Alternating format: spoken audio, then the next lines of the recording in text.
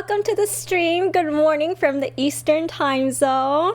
My name is Winnie or whinnaa for those who are new here or regulars of the It Gets Better channel but not necessarily familiar with me. I regularly stream Genshin Impact. I like to consider myself a derpy papega who likes to try new things. And today we will be talking about why representation is important and how K-pop and other Asian, or should I say Gaysian media helped to reaffirm my discovery with being LGBTQIA+. We will be playing Honkai Star Rail in the background. I will probably be doing my dailies and maybe going through Simulated Universe, but we'll have a lot of discussion about the topic at hand. But first I'll recap my trip to New York last week, and the reason why it's relevant is because I went to New York City to see a K-pop concert. So let me just open up Honkai Star Rail. But how are we feeling, chat? How is everyone doing today? How are we all today? Chat, you can even see my hat in the background that I got from New York. It's the hat on Pooh.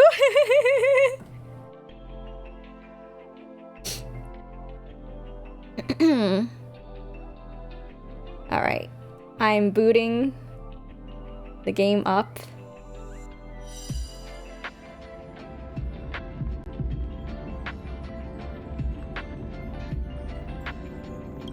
Yeah, I hope everyone had a great weekend as well. Good morning / afternoon, Funko Beard. How are you today? All right, so where do I even start, chat? So for those who don't know, yeah, I went to New York last week. So I left on last Sunday, and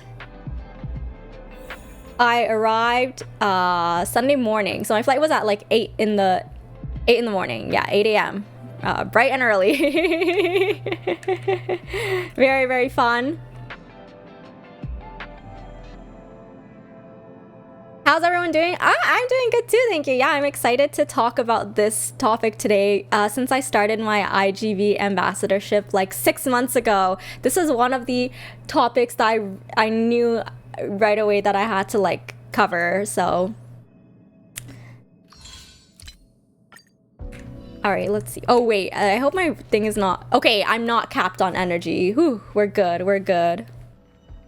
I have to tell the story about the hat. Okay, yeah. We'll go in order first though. So on Sunday, oh my gosh, chat. Sunday was a unexpectedly sapphic day. And I say that because, so for those who don't know, sapphic is basically a descriptor used to refer to anything related to like woman loving women. So I say it was very sapphic because, so one of the main I guess itineraries for Sunday was I was gonna meet up with my friend that I hadn't seen from college. So first of all, I was going on this trip with Disharm. Disharm was already in New York because they had like other things that they had to do beforehand. So I actually flew on my own. It was my first time flying alone. It was fine. It wasn't scary or anything. It's a nice experience to have, I think. Oh, I can't do this. I have to wait. So yeah, the flight was fine. There wasn't much of a delay. Wow, I have to talk to this Wubaboo thing a lot. Hey, it was unexpectedly sapphic Sunday. Help! I'm screaming. That's so funny. What a way to talk about it. That's so funny.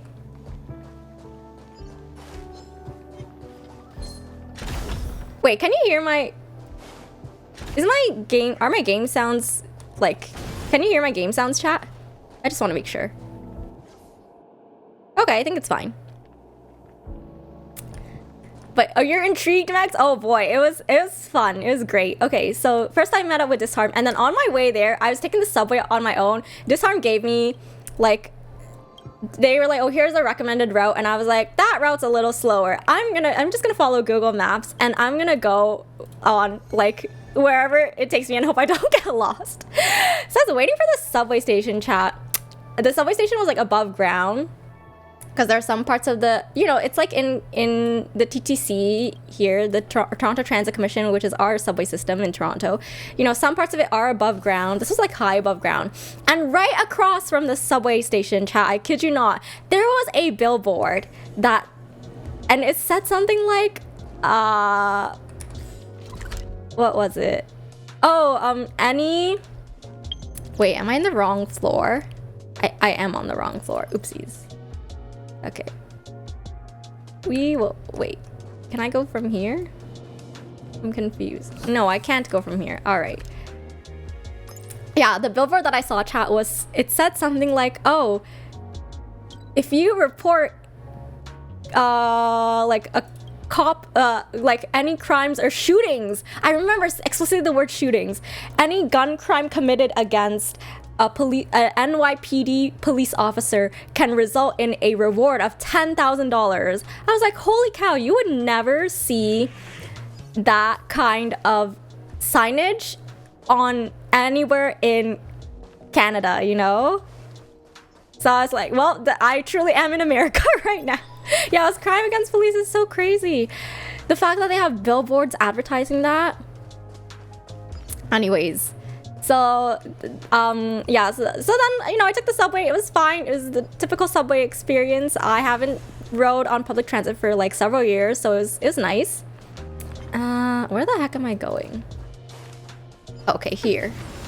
And then I met up with Disarm. We met up at our friend Yang's place. Yang is also very gay and queer. It was nice seeing him after so many years. We sang in, yeah, we also know each other from college. And then we met up with my friend Teresa, who has been living in New York for the last few years. And again, I also went to college with her, but they didn't know each other. So there's two friend groups that are meeting each other. And I was like, you know, I think they'll get along because Teresa and Yang, they work in similar industries. Teresa is actually a law student, or sorry, she studied law. I don't think this is doxing if I say this, but she works for like, it's really cool because she works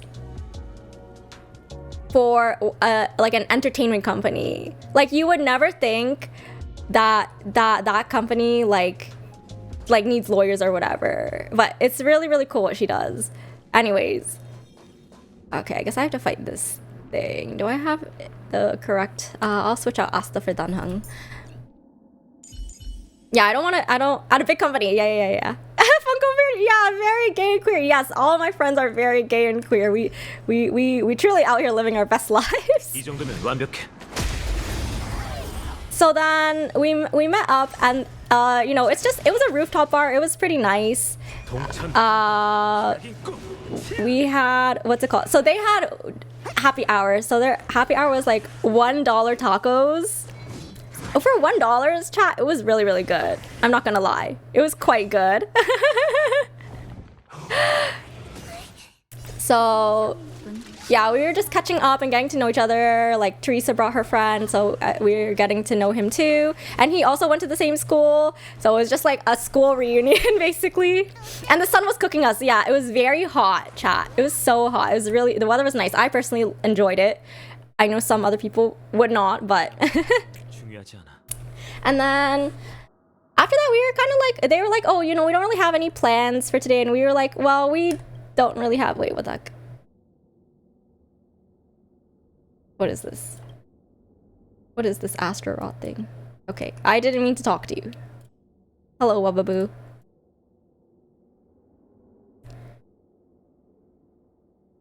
All right. Wait, did my music stop again? Why does it keep doing this?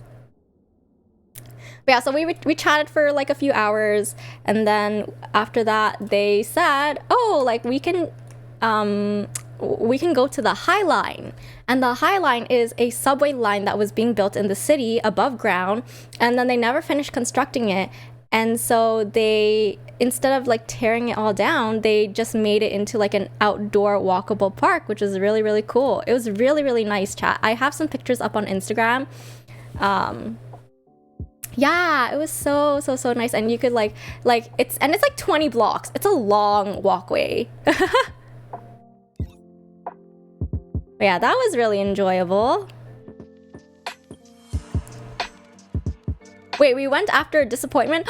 Right, the disappointment chat. So we were supposed to go get, what is it? Cronuts?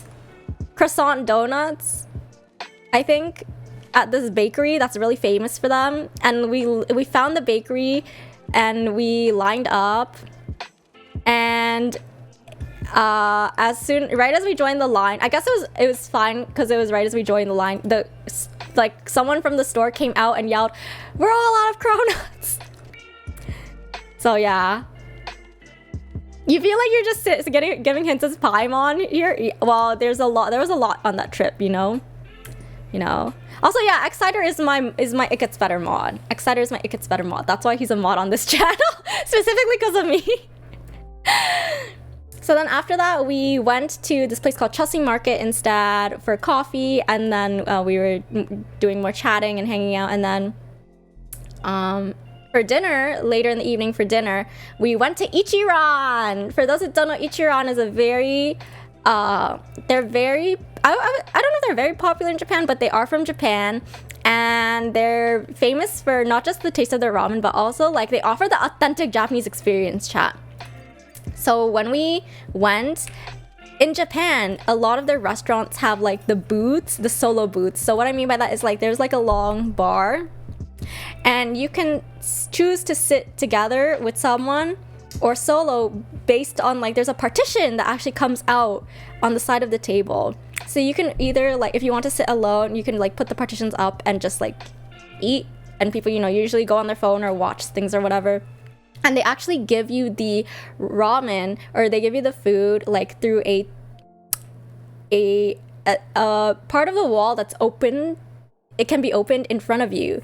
So they bring you the ramen directly to you that way. And you don't have to interact with them or see their faces. And then, yeah, it was wild. It was so wild. And the ramen was so good. I wish we had an Ichiran in Toronto. I think it would do well. Yeah, Funko Beard, if you have a chance, you should definitely go. For anyone who can go to Ichiran, like if you have an Ichiran in your area, I highly recommend. It is a little on the pricier side, but it's so worth it. Yeah, so that, and then so I was in the middle, and then Disarm is on one side, and Teresa is on the other side, and they are like, the reason why I say it's Sapphic Sunday is because, so they're just getting to know each other and talking about, you know, like things that they're into, and like queer media. So Teresa is very into, like, she's obsessed with Pitch Perfect, but not necessarily the a cappella aspect. She's obsessed with the two main characters and their relationship. And then Disharm is also like more into like queer media on the Asian side, like Megs is. But yeah, so they're like asking each other questions. They're like, oh, like have you heard of this series? What do you think of this? And they're like getting excited because, like, you know, they're talking about their like understanding all these references, and they're both into fandom too, because like Teresa like writes her own fanfics as well, and Disharm, like, you know, also, oh god, I feel like I'm doxing too much. You know, we're all partake in fandom in that table. Let me just say that. So, you know, they're all, yeah. But it was great, like seeing the two of them interact. I was like, wow, I'm the reason that this friendship happened. I am bearing witness to a beautiful bond that is forming right before my two eyes.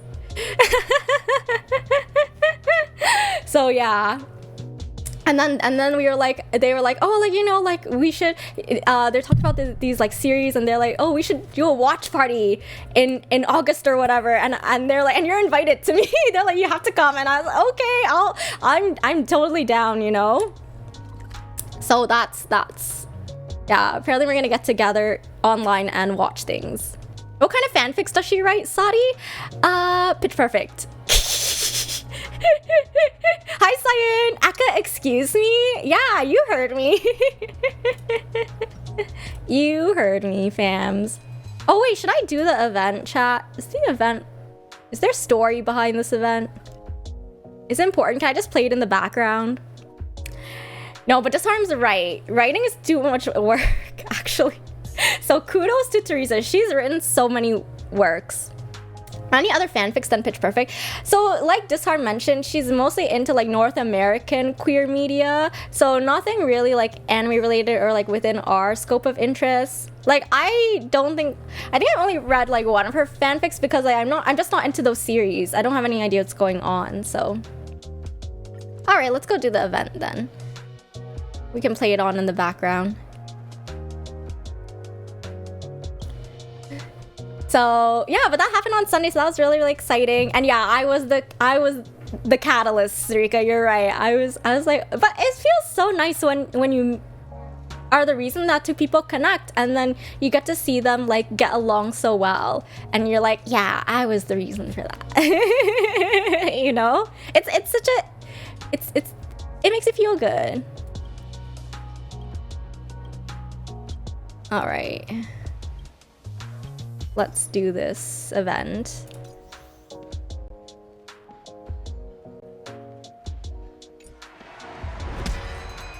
All right. Oh yeah, Disarm recommended The Gap to my friend. Yeah. And it was so funny because they're like, Teresa's also very into Warrior Nun. I don't know who here knows about that. But yeah, and Disarm was like saying like, yeah, I feel like I've watched all of Warrior Nun, like just from my Tumblr dashboard and stuff. Just like things like that. It's really, really funny. Really, really nice to see them get along.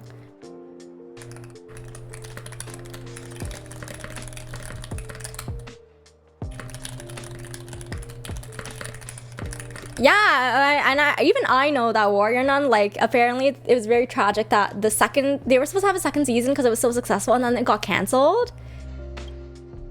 This is why I have trust issues, chat. This is why I don't watch Netflix.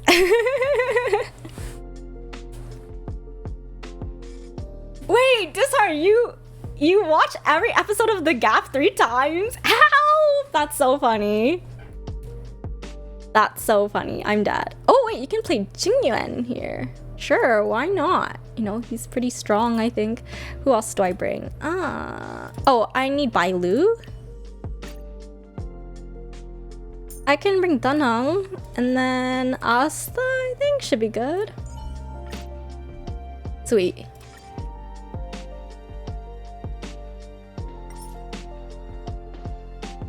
Cool, all right. Oh wow, it chooses randomly for you? That's so cool. Sampi. Have we met somewhere? You got the wrong person? Sure we have. Sure we have. Oh, you can't change your team. You can't change your team after the enemy is revealed. Interesting. All right, let's do it. Yeah, so that was Sapphic Sunday, chat. And then on Monday, what happened on Monday? Let me try and remember. Let me look at my notes, chat. Let me look at the itinerary that Disarm and I planned out.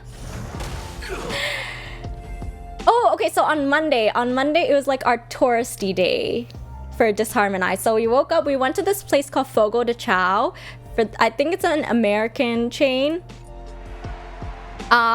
And it's a Brazilian steakhouse. But I personally really wait, you'll give me a hint later. Okay. I personally really like Fogo de Chao because not for the meat, but for their freaking cheesy bread, chat. Their cheesy bread is so good. Like, I solely went for the cheesy bread.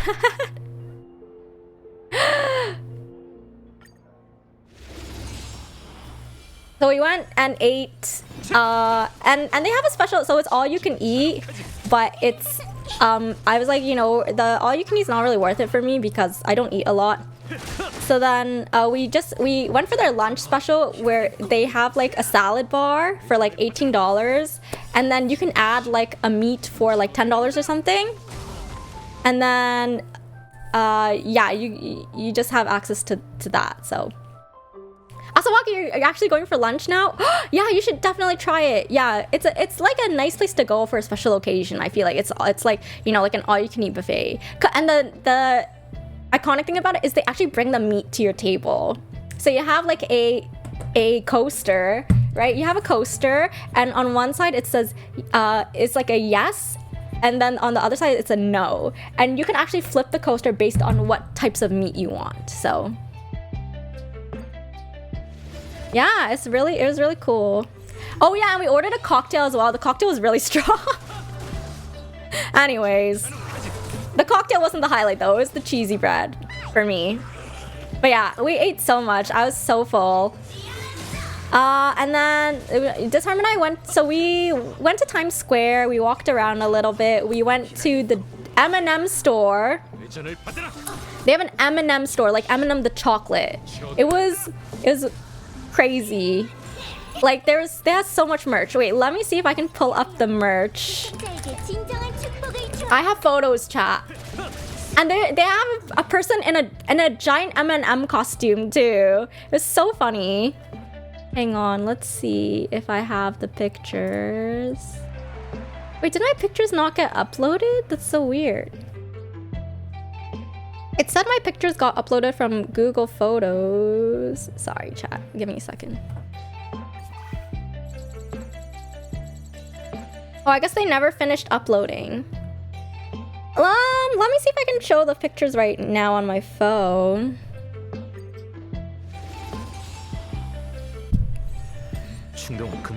Oh yeah, so there was like this thing Oh,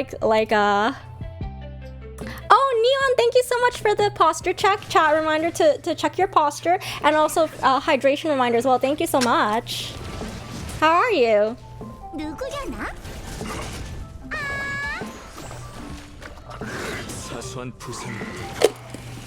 Yeah, and a reminder to be mindful as well, chat, about how much water you're drinking throughout the day. Yeah, this one really like the M&M store. Look, there's this giant I Heart NY sign with the two M&Ms, and they even had like a section where it was like all their merch organized by like M&M color, like who is your favorite, and they all had different faces. It was really funny. Disarm really liked the orange one. Oh, here's a picture of my bread. The cheesy bread from Fogo to Chow and our drink.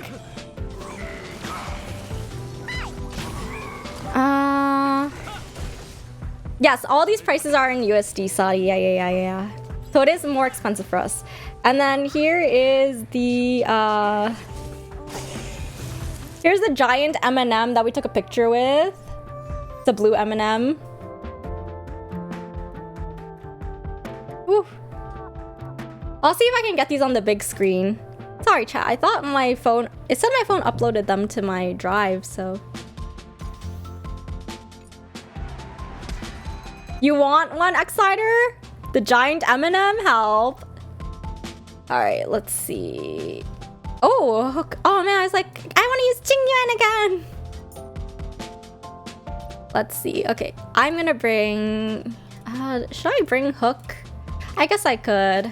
Alright, so first I gotta bring Bailu, obviously. And then we can bring... Oh, I can bring the Fire MC, actually. No, actually, I should bring March 7th. I need a cryo breaker, or an icebreaker. Then I can bring my usual team, Danang, and... You know, we can bring Hook, sure. Why not?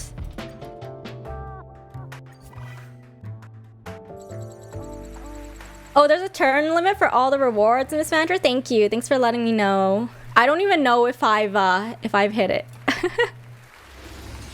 I somehow got 8 waves through auto. Yo, my characters are built. It's not like I don't play the game. Hello?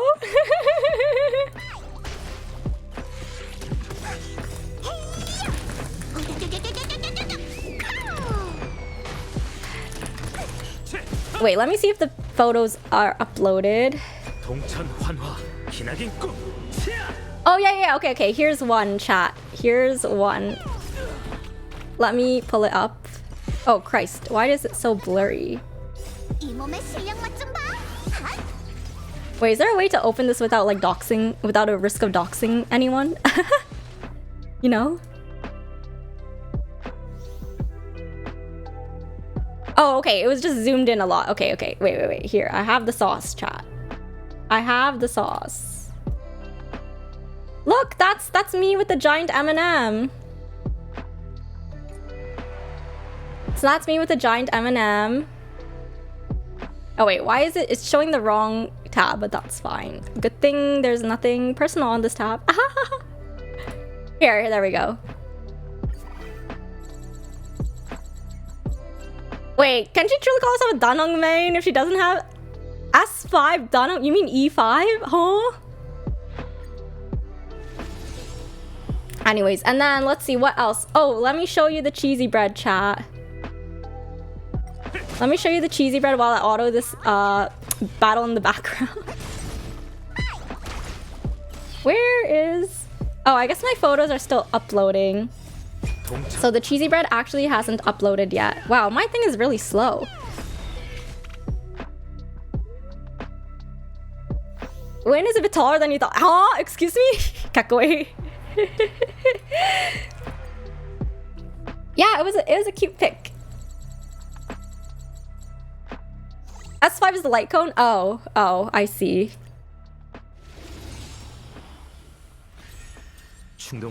So yeah, so we went to the M&M store and then we also went to the Disney store. We went to the Disney store. The Disney store is fun, but it was, you know, I'm not really a big Disney fan. So, oh wait, here's another M&M picture. Look, it's the green M&M with the Statue of Liberty.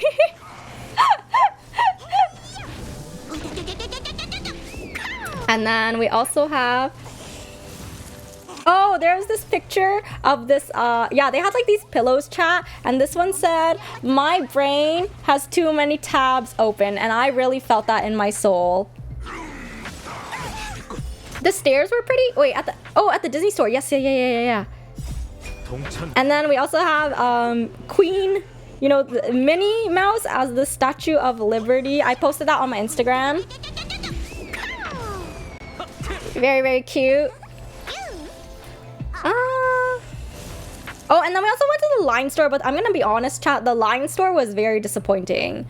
The Line store, they had the giant bear, which was nice, but then they only had like BT21 stuff. So for those who don't know, Line is a Korean store. They have a lot of cute merch. I'm trying to think of how to categorize them in terms of like what they sell. You know, they sell a lot of plushies, a lot of everyday goods. But it just, the store is really small. I expected a lot more.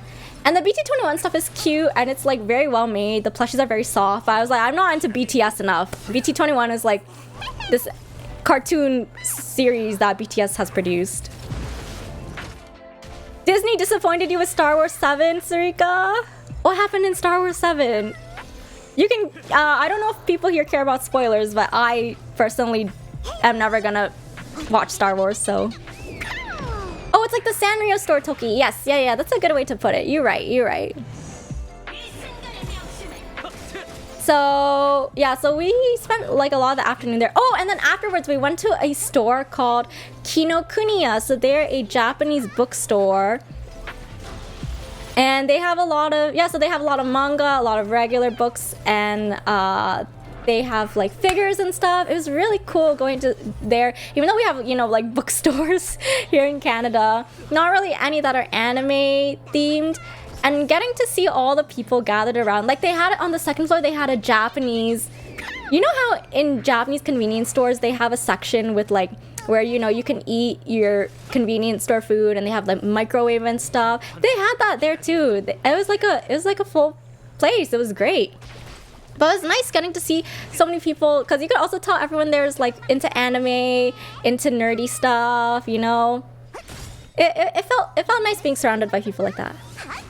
Were we able to check out a place called Book Off? No, what is that, Toki? Is that another bookstore or?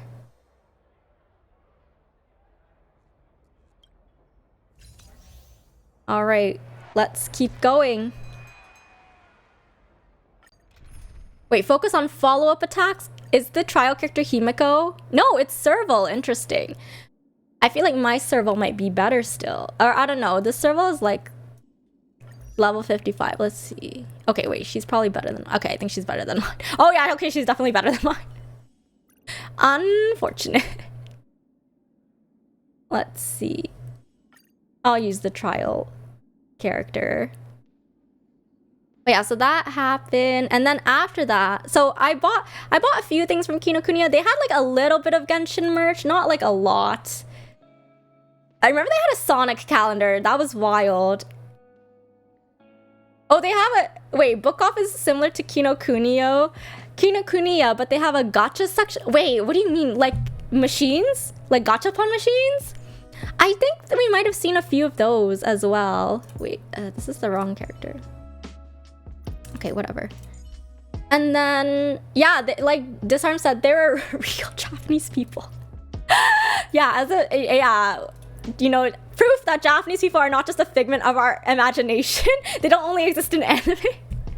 No, I know why Disarm said that. It's because in Canada, there's not a lot of Japanese people, like at all. I feel like Japanese population is very, very small. Yeah, and then after that, so then we had the Twitch meetup. I say Twitch meetup because it was really just like, it was 3 people. It's 3 people. So we met up with Mondali. It was 3 people, and then some people ended up canceling. Saudi, there's a few anime stores here, but it's cheaper buying merch online. But I don't know. That's the thing. It's like, and that's the thing too. I was like thinking to myself when I was buying the Genshin stuff, I was like, is it cheaper if I get it in Canada? Because at Tsukoshi Mart, so we have a place here called Tsukoshi Mart, and they have like they actually have a Genshin section. But I found out, chat, that their Genshin section is only in their downtown store, which is so annoying. Which is so annoying. Will I be okay if I have 2 erudition characters? You know, I'm sure it'll be fine, right? Anyways. Oh, you mentioned the Japanese people comment as a testament to their cafe being good. That's true. Yeah, that's a good point. You're right. You're right. If it wasn't good, people wouldn't go, you know? So after that, yeah, so we had our Twitch meetup. So we went to this place called Sweets Lab, which is a dessert place. Yoliko recommended to me, actually. The desserts were quite good. We met up with Mondali. Shout out to Mondali, who's a fellow Genshin streamer. And we also met up with Asawaki. So yeah, we were just like chatting and talking and catching up. I want to say Mondali and I are the same. No, Mondali's slightly taller than me. Mondali's slightly taller than me. But yeah, and it was just nice to see them in person, you know? And like we got to, because I feel like when you're in person, there's certain things that are lost in nuance online, right? Yeah, that's how I got the goodies excited. Exactly. Yeah. So we had dessert, and then after that we were like, oh, like why don't we go get pizza? And yeah, we were just like talking, getting to know each other, talking about some IRL stuff as well.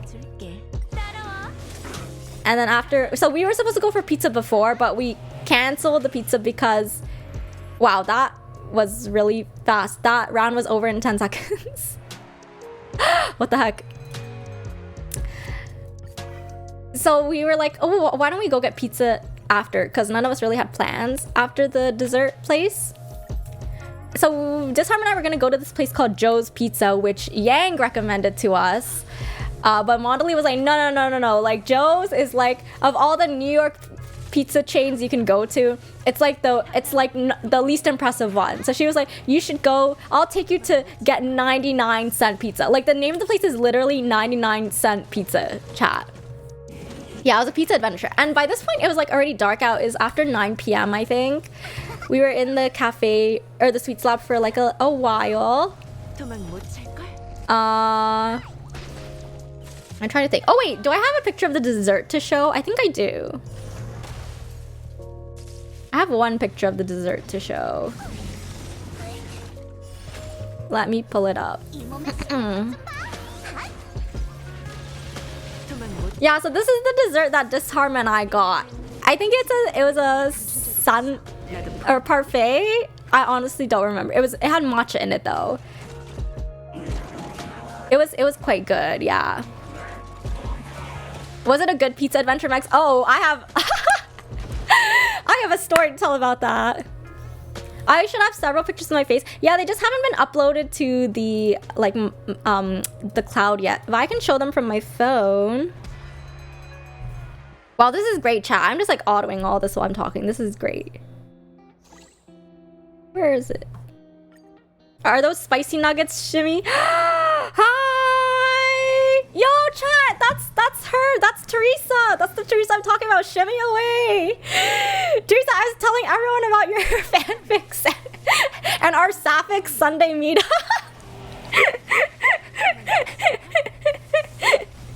I'm talking now about what we did on Monday. Oh yeah, chat. Getting to see Shimmy or Teresa again was so nice. It was so nice. I was like, wow, it feels like things haven't changed from college, even though it's been several years since we graduated. But yeah, here is one of the pictures of me with the parfait. So again, this is that sweet slab. So this time got the parfait. This is me. And then we had, this is the croffle. So you heard of cronuts, chat. This is the croffle that I ordered. For those who don't know, that's a croissant waffle. It was quite good. I think we have croffles here as well though, so. And then here, oh, I have a picture of me and Mondali. And that's on my Instagram as well. Oh, you messaged Shimmy immediately. I'm screaming. Look, chat, they're already talking without me. They're already chatting without me. They don't need me anymore for their friendship. Croffles are overrated. Yeah, they kind of are, not gonna lie. I feel like cronuts were better. Oh, and chat, wait, here's a picture of me at Kinokuniya. I don't think I posted this one. I'm gonna post this on Twitter eventually. But look, they had a pop-up of the Suzume movie. So the latest, what's that guy's name? It's the same person who directed Your Name, Kimi no Nawa, and Weathering with You. It's the latest movie. I haven't watched it yet. But yeah, they had a pop-up, so I just took a picture. Wait, oh no, Shimmy, I didn't talk about the pitch perfect viewing parties with PowerPoint slides and their 3-minute thesis parties. That's also a thing that Shimmy hosted in the past, and I've gone to them, and they were very, very fun. So yeah. Makoto Shinkai? Yeah. It's the latest Makoto Shinkai film. Yeah, my casual weebness is showing, chat. Yeah.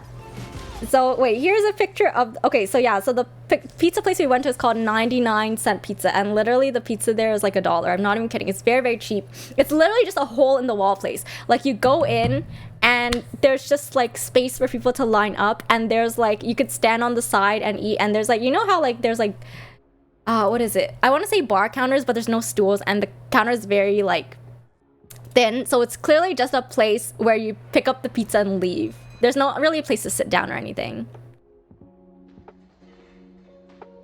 Mag's pitch perfect. Yeah. I'm telling you, yo, Shimmy is a hardcore. Y'all think I'm a fangirl? No. You haven't seen nothing yet. Focus on using shields. I don't have... March 7th is my only shielder and none... Grr. Okay, you know what? That's fine. Actually, wait, I can bring my Fire MC. I'm gonna do that. I need to switch. So, yeah, so it was like, there's like a huge line. The pizza was pretty good. Here's a picture of the pizza while I swap all this.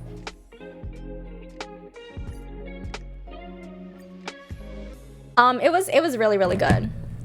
I ate like a true New Yorker, Toki. Yeah. And you know, it's like the kind of place where like you wouldn't really, I don't think we would go as tourists, because again, we were gonna go to Joe's Pizza, but then Mondali was like, no, like I'll take you to a better place. And also the line at Joe's Pizza, so Joe's Pizza was around the corner and we actually passed it on our way when we were walking. Joe's Pizza, chat, the line was so long. Like the line was, I don't even know how long the wait would have been if we had actually gone. and, you know.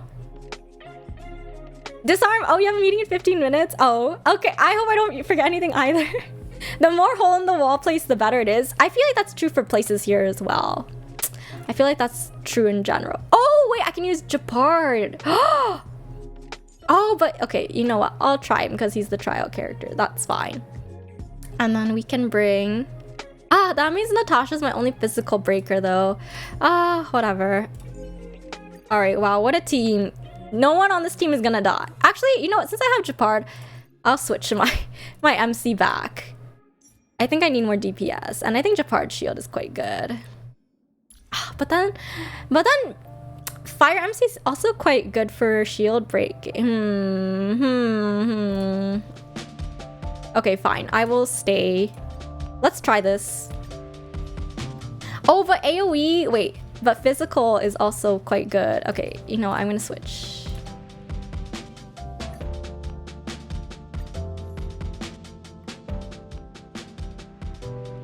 Wait, BZ is long because everyone wants to try it, but it's a bit overrated. Wait, so BZ, have you heard of this 99-cent pizza place? Like, the name is literally called 99-cent pizza. I'm not even kidding.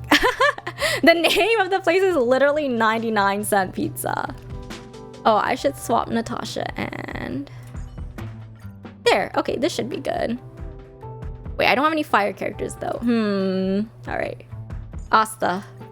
Okay, cool. There. This should be good now.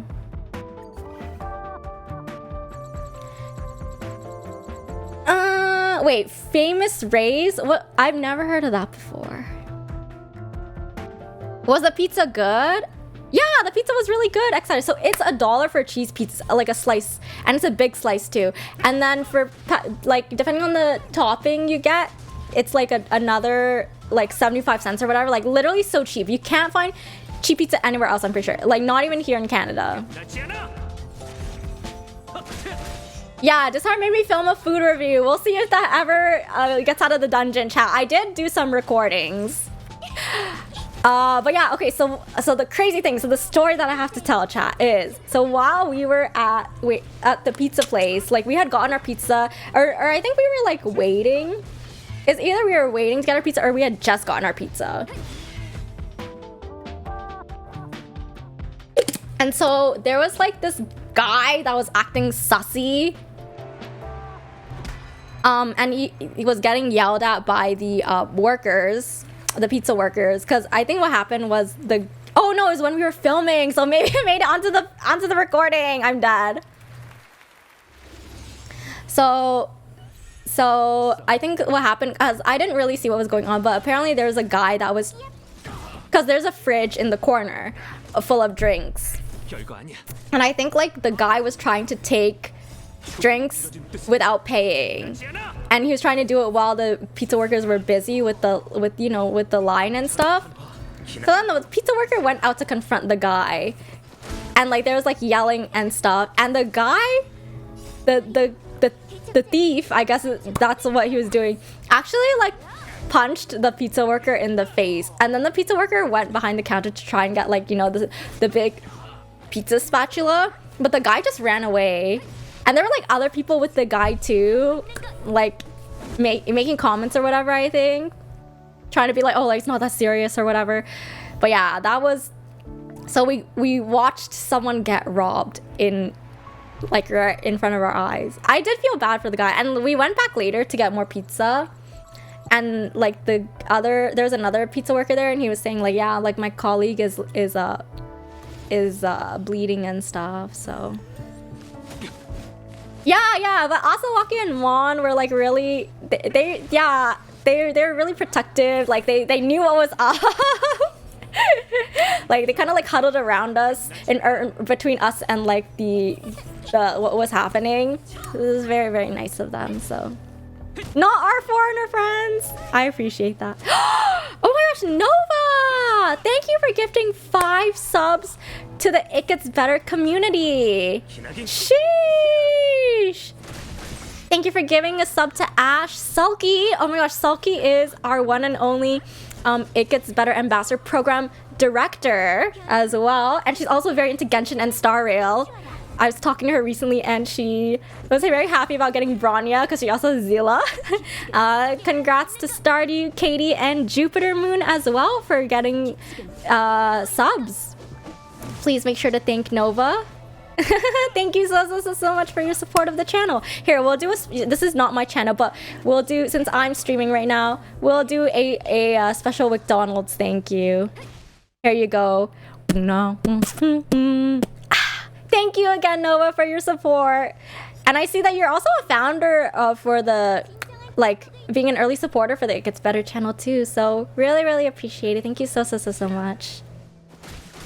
Yeah, big city, sure, something else. Like, I don't think I would ever see that in Toronto or in any other major Canadian city. So it was something to witness, chat. Yeah, and also like the traffic too.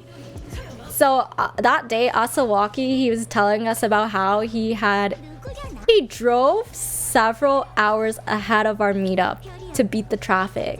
I think he was there from like 2 or 3 p.m. and our meetup was originally at 6 p.m. And he was like, yeah, I'm just going early to find parking and I'm just gonna like hang out in my car. I was like, holy cow. I could not do that. I could not do that. But yeah, so that was what happened on Monday. Yeah, so it was the pizza and the Twitch meetup and stuff. And the pizza was really good. And then on Tuesday, we hung out more with Asawaki. So we actually went and got more pizza. Oh yes, wait, I forgot to mention, cha. Also, another thing which NYC is people jaywalk there all the time. It's in their culture. Like literally, people do pay attention to red lights, but it's not like okay, because in Toronto people also jaywalk, but it's not as common. I think the reason why it's common in NYC is because there's so many one-way streets. Like people literally cross in front of police cars waiting at red lights, and no one, they don't do anything. Yeah, it's just jaywalking everywhere. It's so crazy. It's wild.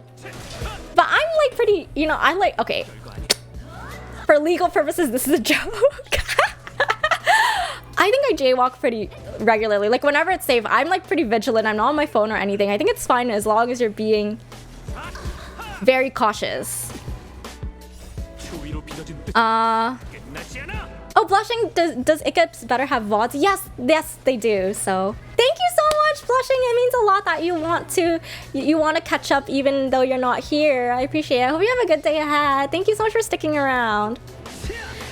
Sadi, it can happen anywhere, really, and safety should always come first. If you ever feel like a situation is escalating, it's better to step away and let them steal whatever than put yourself in danger. Yeah, but I feel like, and Mon pointed this out too. She was like saying, oh, like, you know, these people, like the workers, those workers, they own the business, right? So it's kind of like when you own your own business, it's like your baby, right? So I understand for, you know, if you're working at a big store like Target or whatever, then yeah, like just if people walk in with guns, of course you're not gonna like risk your own life over some merchandise that is already accounted for by corporate. But when it's your own business, when it's a small business, it really sucks, right? And it's like, it's kind of like, yeah, like if, I mean, I understand some people have to do things to survive, but you know, there's like some establishments that have more than others too. So anyways, I'm not advocating for anything in particular. Those are just my personal thoughts on the matter. Oh, Exeter. Jaywalking is rampant in where you are as well, because there's not a lot of pedestrian lanes. Oh, that makes sense too. Oh, Blushing, you're going to a Pride board meeting because you're part of the local Pride org. I hope that you take care too, and I hope that the meeting goes well. Thank you so much again, Blushing. Take care until next time. Yeah, we didn't really have a choice to step away because they were in the doorway of the store. So, yeah. But everything worked out, I would say. Like, it didn't escalate any further than that, thankfully, so. Well, yeah. So on Tuesday. So Tuesday was the day of the concert. So we didn't really have much planned. We planned on hanging out with Asawaki more in case, because I wanted to hang out with Asawaki just in case like there were a lot of like content creators at Tuesday night, and Asawaki actually brought his friend who I met while like during one of the Fall Guys community nights that we hosted. Oh wait, the last event isn't out? That's crazy. Wait, did I actually do everything? Oh, I didn't do it within 8 rounds. That's fine. I feel like I'll have to actually like sit down and do the battle. If it's a corporate business, they discourage you from quote unquote trying to be a hero. Yeah. But yeah, when it's your own business and it's a small business too, right? It's really, really tough. But yeah, we had pizza again on Tuesday, chat. So we went with Asawaki and his friend Ryokai, who helped carry us during the last Fall Guys community night versus Zummers. They're the reason that we won. But yeah, it was nice getting to know him too. And yeah, Asawaki took us to a pizza. It's not a place. It was, how do I describe it? So it's this guy that has his own booth and like he tows this oh, Child of Ruin, thank you so much for the sub on the It Gets Better channel for 9 months already. Sheesh. Thank you for your support. And here's a special appreciation message from McDonald's. No. Thank you. How are you today? Yeah, okay, it was a stand, as Dishard mentions. It's a pizza stand on the road, but what's iconic about this pizza is this man's literally has, attached to his truck, he has a stone, or is it wood? It's a stone wood bake oven. And they bake the pizza in that oven.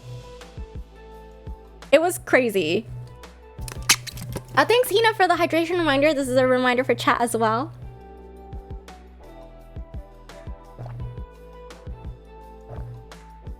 Also, good morning, Child of Ruin. Thanks for stopping by so early on in your day. How are you? Any plans for today? Oh, stone oven with wood fire. Yes. Yeah. It was in a brick oven. Let's see. What can I do? What can I auto? What else can I auto in this game? While I'm talking chat. Yo, this game is great. This is even more it's like Honkai chatting. That's what it is. I think I can farm some things. Oh, I can do more. I want to spend my energy on something, but I feel like that's gonna take brain power. So let's go do Simulated Universe. Auto Forgotten Hall. Oh, I don't know if that's possible. Wait, that might actually be possible. We can try it.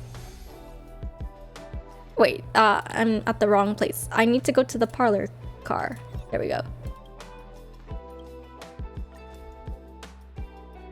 Oh, Child of Ruin, you're gonna play some Starling Genshin and get some chores done. Wow, that sounds like a solid plan. I love it. What is this? Send out invitations to your companions? Oh, neat. Wait, how do I do that? How do you invite people? Huh? I want to invite people to the car. Pom Pom, why are you crying? Chat, every time I see Pom Pom, he's crying. Why are you always so sad? Don't be sad, we have rewards to claim. Alright, why are you sad? Wait, after completing missions, huh? Draft this express regulations thing that I'm doing. Whether or not pets should be allowed on the express? Pets should always be allowed on the express. Chat, who's with me? But taking care of pets during a long trip is a real hassle. Okay, you're not wrong.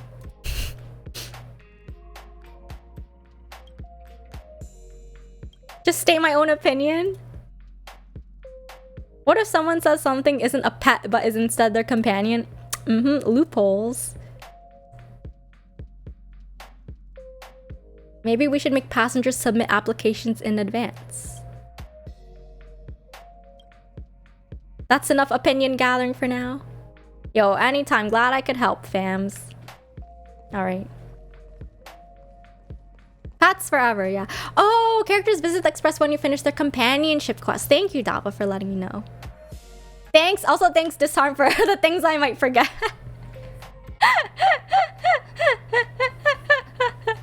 Thank you, thank you. Here, let me write it down just in case. Let me copy and paste this. So we can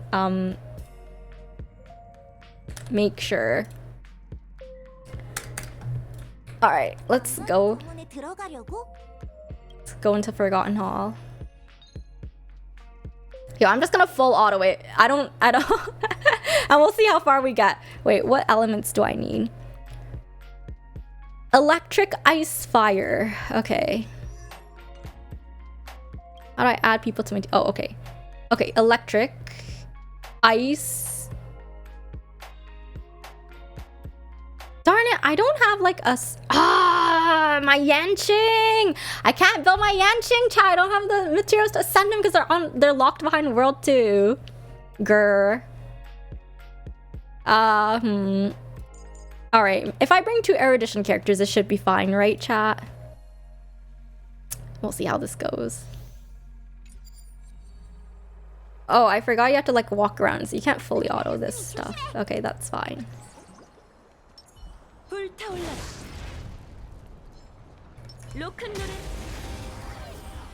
Yeah, my Yanqing, yo, that boy needs to be freed. Like, actually, I haven't been able to build him. He's just capped at 40. So, okay. Anyways, so yeah, so the wood baked oven pizza was really good, chat. For anyone who is in New York, if you get a chance, like, ask Asawaki about it. It was so good. It was so good. Thanks, Disharn. Thanks for stopping by. Take care. Have a good meeting. Wait, better tell people I fell asleep during some parts of the concert. What? I did not. I did not fall asleep during the concert. That's cap. Just because I was like feeling the vibes and like not reacting visibly doesn't mean that I fell asleep, okay? That's total cap. That's the cappiest thing I've heard today. Anyways, yeah, so we had the pizza, we went and got some coffee. Asawaki and Ryokai took us to where the water was so we could see the Manhattan skyline. It was really nice. I took some pictures there as well. Again, those are on my Instagram too. Wait, I was like, I almost fell asleep. No, not during the concert. Wait, I never said that. I must have thought you were talking about something else. But I didn't almost fall asleep during the concert. No, there's no way I could have almost fallen asleep during the concert. The concert was so loud and there was a lot going on. So, wait, the only recommend type is cryo. Oh, you can see the full breakdown here. Okay, so cryo, electro. Why am I saying these things like we're in Genshin? Okay, electric. Ice. What else? Physical. And I'll bring Danheng. Okay. Yo, this is like my core team, chat. This is I use this team for everything. Oh yes, yeah, and they told me to bring my AirPods, chat, because I didn't know. Apparently it's a thing to that you should bring like protective hearing when you go to a concert. I didn't know that.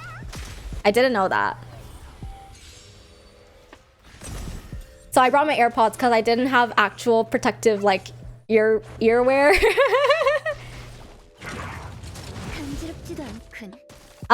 Yeah, and Disarm took all my pictures. But yeah, so we went to see the Manhattan skyline. That was really nice. And then we went back because we had to get ready for the concert. There wasn't much that we could do that day. Asawaki was, again, very kind. He basically like brought us everywhere in his car and took us to see, you know, places that we wouldn't normally get to see as tourists. So that was really, really cool of him. He also brought us the McDonald's, chat. So I did try get McDonald's while I was there, but I feel like it wasn't as good because they only gave us spicy nuggets. We ordered 20 spicy and 20 regular, and I think they just gave it all to us spicy, so it's a little less enjoyable for me because I don't like spicy nuggets. But yeah, otherwise it was fine. I appreciated how cheap the McDonald's was, like the prices compared to prices in Canada for McDonald's. Anything special about NYC McDonald's? You know what, Dava? It's not necessarily about NYC, but it's about American McDonald's in general. So I asked my sister what she wanted from New York, and she oh, I just remembered, I didn't tell the story about how I got the hat. I got the hat day one, chat.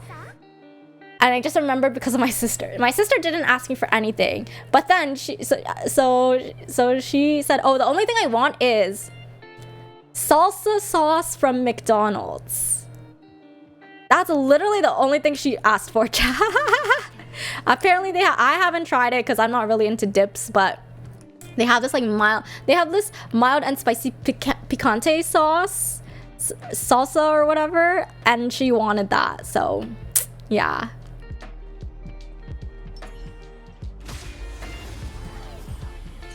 Oh, what now? Yeah, it's salsa. I really don't know how else to describe it. It's literally like it's salsa.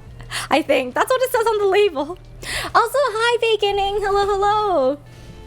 Yes, yeah. As Bae did mention, the sizes there are off the charts too. For food things.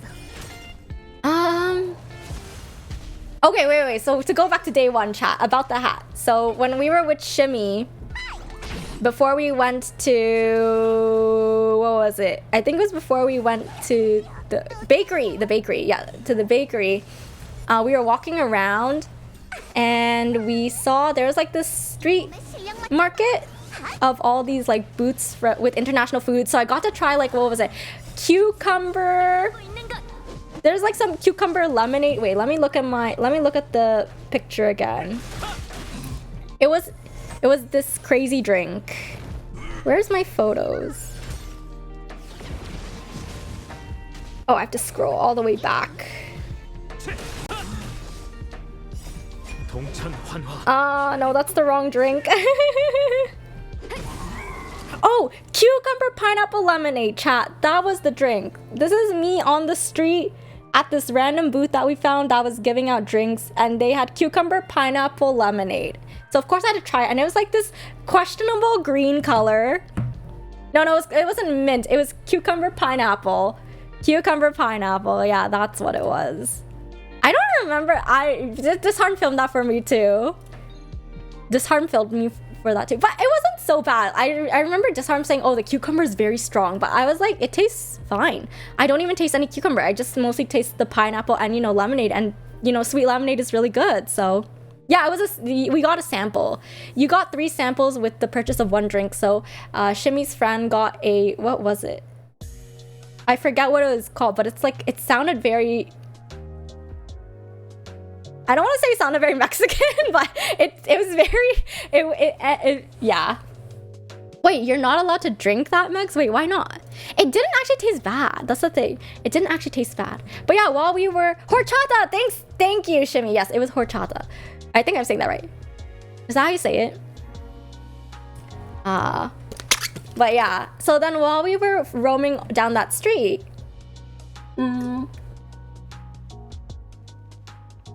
at the end of the street, so they had like a lot of things. They had food, they had some like little trinkets, like wallets, bags, and then they had hats.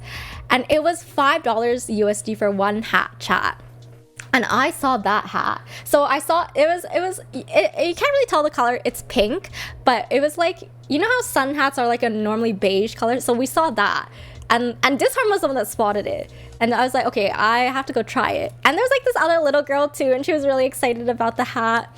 And then yeah, as soon as I saw like the things, the strings to pull the ears, I was like, I have to get this hat. And it was only $5.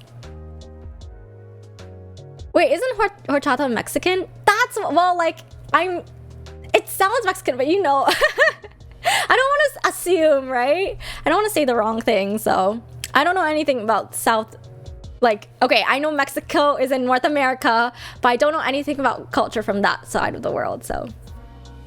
No, we didn't fight the little girl for the hat. Are you kidding? I would have felt bad. She did. I remember her saying, she was like, oh, I want the pink hat, because she saw me wearing it, and then I was like, oh, like, do you want it? But she's like, oh, I found another one, so it all worked out.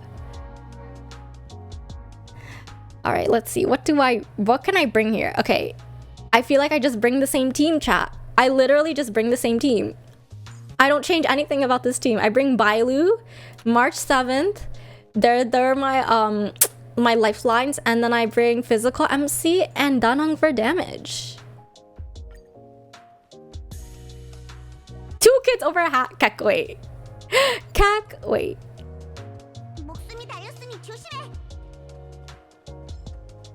All right, let's see.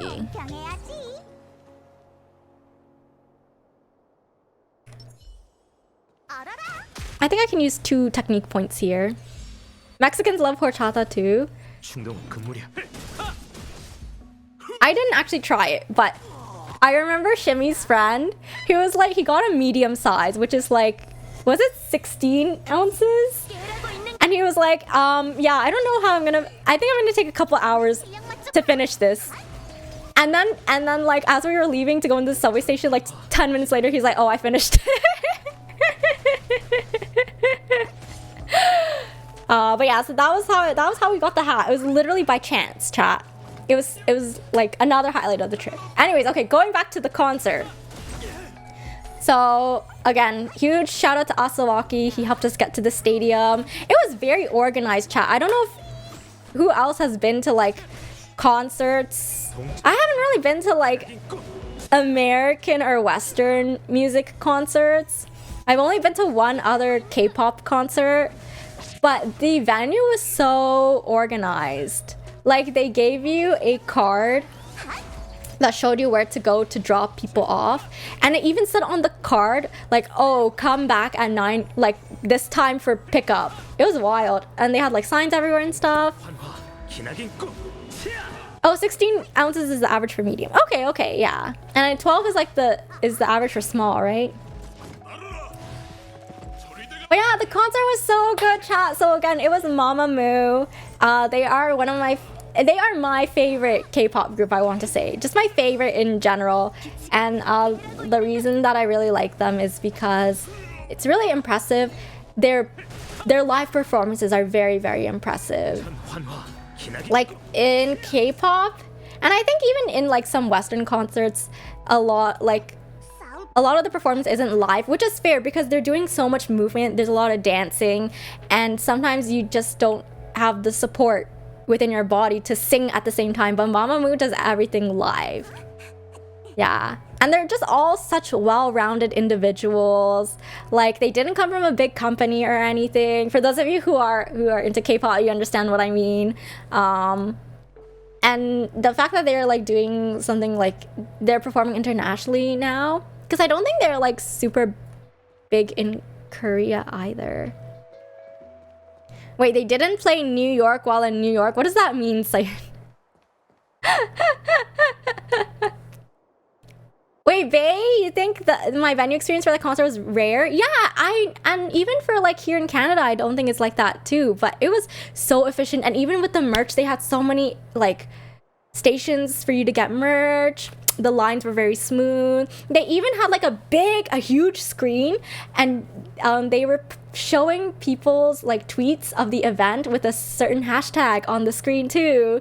So that was really, really cool.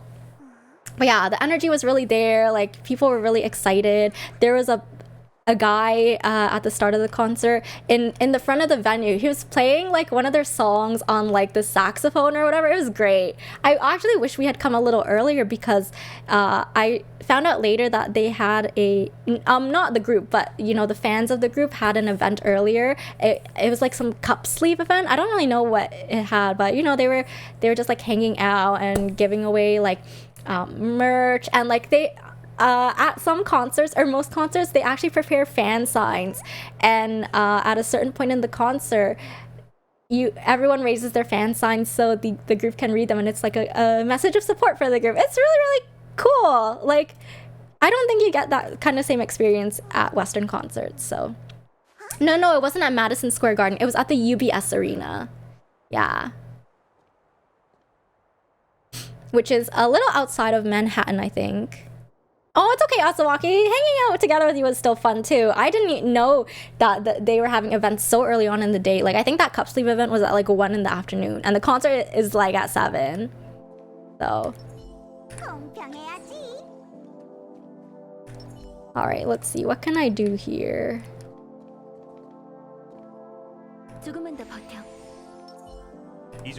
All right, here we go. Fan projects are always sweet. Yes, they really are, because you can see the effort that the fans put in for the group as well, you know?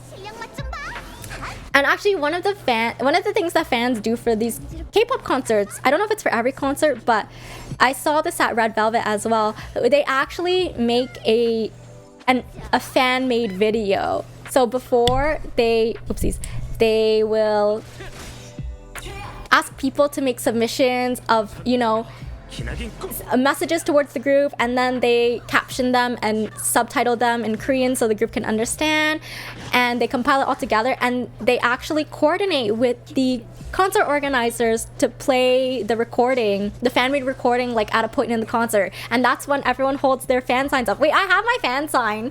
Wait, let me get it. This is what the sign says for anyone that can read Korean here.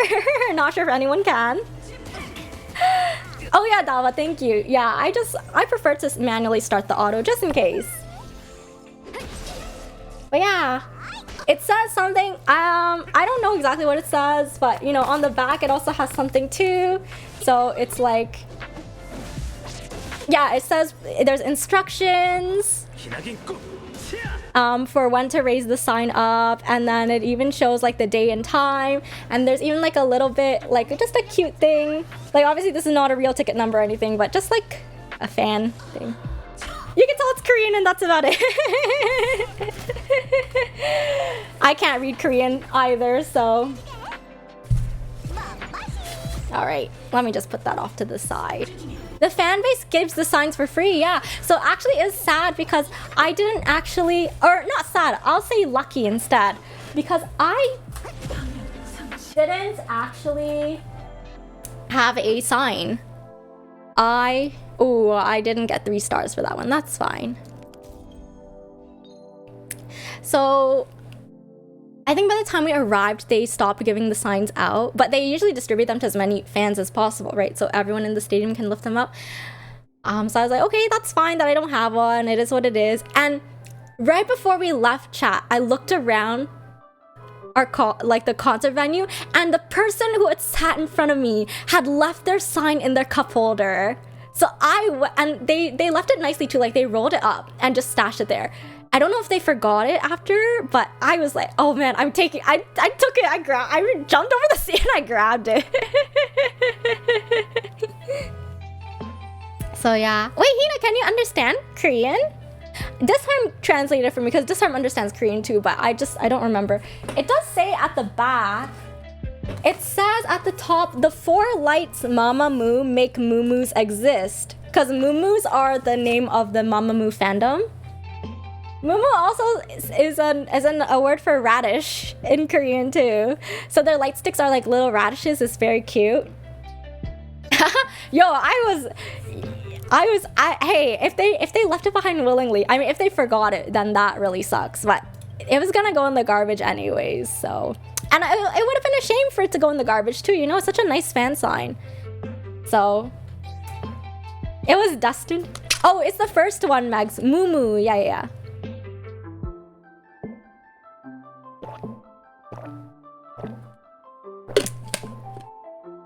You can transliterate it, but that's about it. That's okay.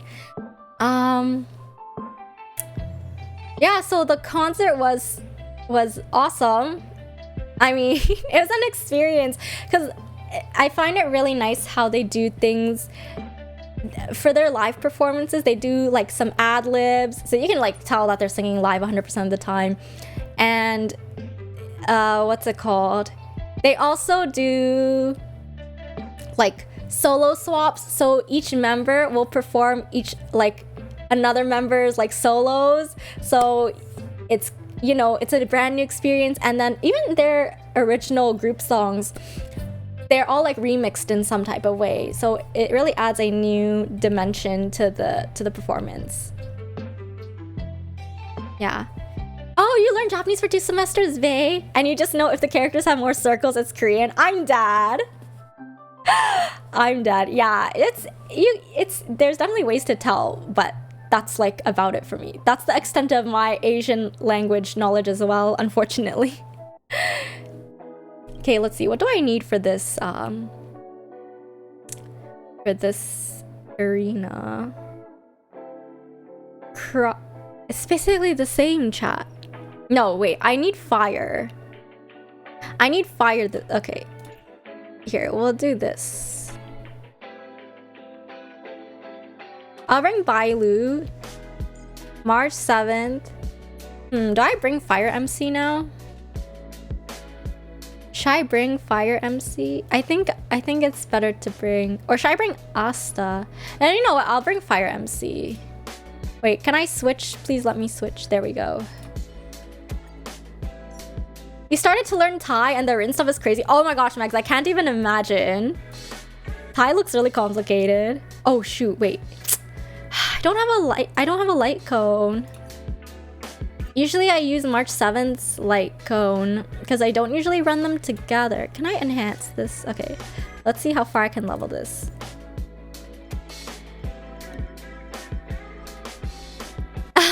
You're learning it for the GL? I'm screaming. That's a great reason to learn, to be honest.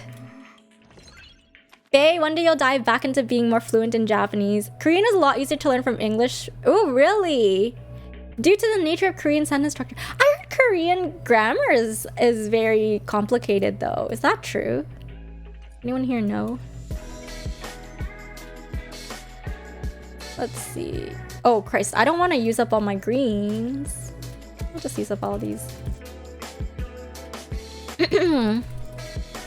Oh, Dava, you studied Japanese for 2 years in high school too. That's cool. Oh man, I wish I had learned. You know what, chat? It's been my goal to learn Japanese since high school, because in high school I found these Soul Eater doujinshi that never got translated into English. So I was like, my goal is to learn Japanese so I can translate them myself, and that hasn't happened. I don't know. I definitely do want to learn Japanese as well, but I think learning languages is not my strong suit. I want to learn Korean too. What's wrong though? What's so wrong with wanting to learn Japanese? For anime reasons, huh? Let's see. Should I level this to 60? Sure, why not? Wow, is this my first light cone level to 60? That's crazy. And I guess it makes sense because it's a 3-star. Alright, and then my last character on this team will be... Wait, a Dojin inspired me?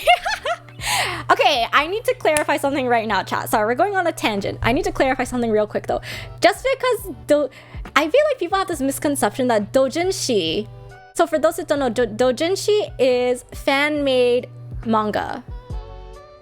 I feel like people think that, oh, doujinshi is like only R18 stuff, but it's not. It's literally any fan-made manga. And some doujinshi artists are very talented. And the thing with doujinshi, chat, is because of how copyright is in Japan.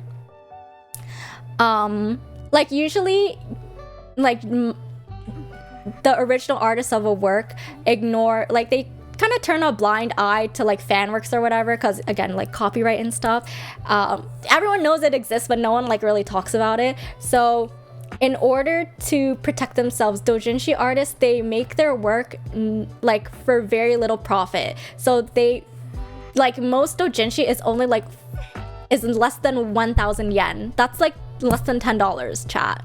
And these are like full books too, like 30 pages, 30 to 50 pages, you know? Yeah. Oh, you didn't know what a doujin is. Oh, okay. Sorry. Yeah, when most people hear doujin or doujinshi, I feel like they think of negative connotations, but doujinshi artists are really, really, like, they do so much, and you can tell that they do it because of how much they love the original work, because you don't make any money doing it. So okay, I think this is my team. If only my Yanqing was built. Grr. Okay, I'll build him on Wednesday when I finally make it to World 2. Alright. Wait, which one should I fight first? I guess it doesn't really matter.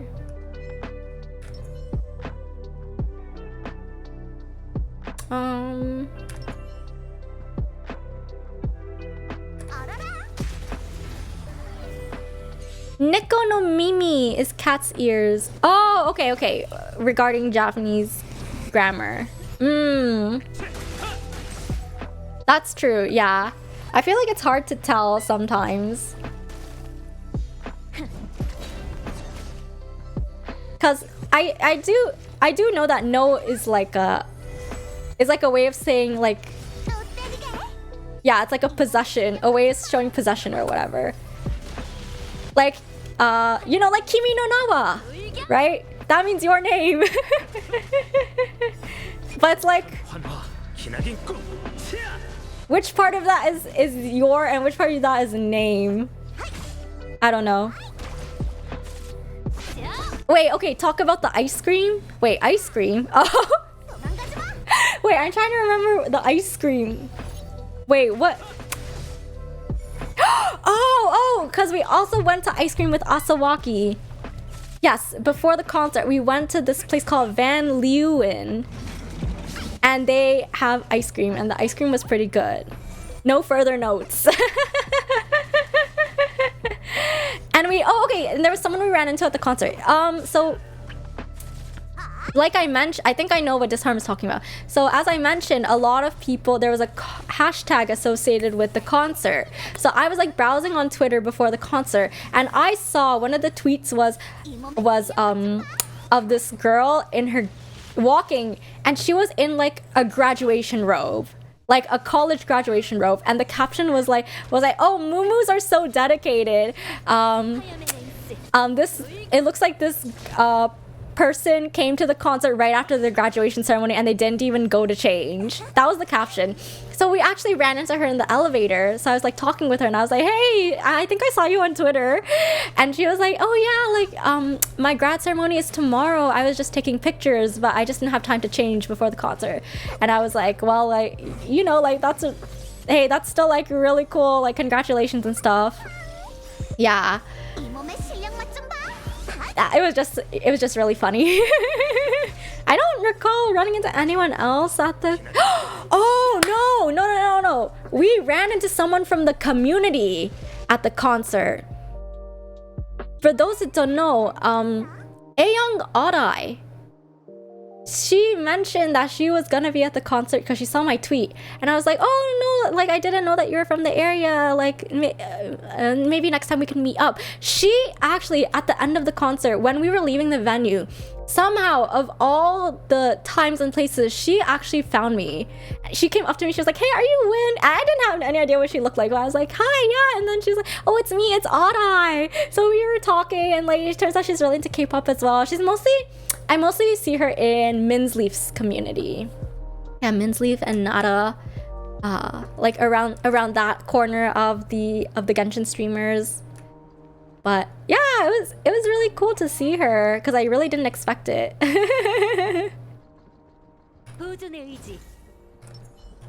Yeah.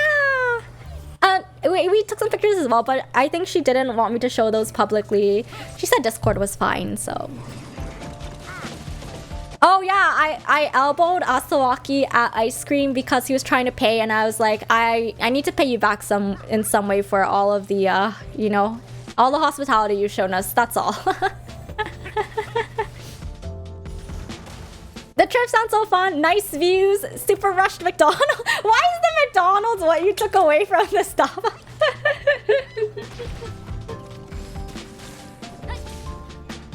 Yeah, if you don't let me pay for you, chat, I'm gonna elbow you out of the way. That's the lesson here. I paid him back in pain now. Okay, that was not what I meant. That was not the point I was trying to make. Anyways, but yeah, Mamamoo is really to tie it all back together, like, and then, you know, like afterwards, Asawaki, I'll just finish the trip recap. Asawaki came and picked us up. He brought us to see the Manhattan skyline again because it's very different at night. So I have a couple pictures from that as well, I'll post on Instagram. But yeah, it was just really a great trip overall. And then the day after was our flight, basically, which again, Asawaki took us to the airport and stuff. So that's funny that the girl came to the concert in the grad gown. Yeah, like I remember people were commenting, and they're like, oh, like wow, look at that Mumu, her dedication is off the charts, and she attended 2 important events in one day.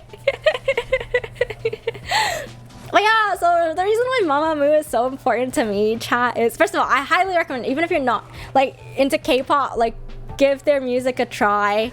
I think it's like their live performances are really good. They're all very talented, and they're all like very charming as well. All the members, there's 4 of them. They're all like very humble and hardworking. One of them, her name is, so their names are Sola. Wait, let's see if I can pull up a picture, chat. I can't play. The unfortunate thing about sharing this on stream is that I can't play any of their music because of copyright and stuff, but it's okay. Oh wait, let me pull up their picture from the concert. Wait, this is not the picture from the concert. Never mind. I'll just look for a group picture of them on Google. Wait, in reality, it was Kitty Win pretending to pay like an adult. Help! I'm dead. Yo, kids have allowances, right? Kids have allowances too. Okay. Here's Mamamoo's picture. So they're all very hot, as you can see. Wait, can I open this in a new tab? All right, great. Okay, here we can look at this really close. Okay, so we have Moonbyul. She's my bias, which in K-pop culture stands for like favorite member. Then we have Solar. Literally, her name is like, yeah, Solar, but in Korean it's called Sola. And then we have Wheein.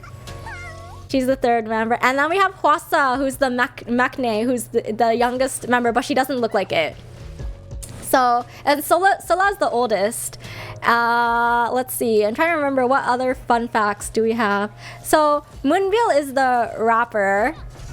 And I'm trying to remember. Oh, an interesting thing about all the members' names is that all of their names are based off of like an element. So Moonbyul, she has moon in her name. Moon is actually her last name. Sola, which is related to the sun. Wheein, in Korean, like hui is like the sound of that the wind makes, and then hwasa, like hwa is the like it uses the Chinese character for flower. So all of their names are connected to nature in some way. Yay, girls! I know, and they're so pretty. Yeah, but you know what, chat? You know what's the crazy thing? Oh wow. Okay, we're getting closer to not getting able to auto these. Let's see if I can do this one. I'm not paying attention to these battles at all. Okay, physical and wind and cryo, and I'm just gonna bring Bailu because I think I need the survival. Actually, should I bring? I think it's fine if I bring my physical MC, right? Switch.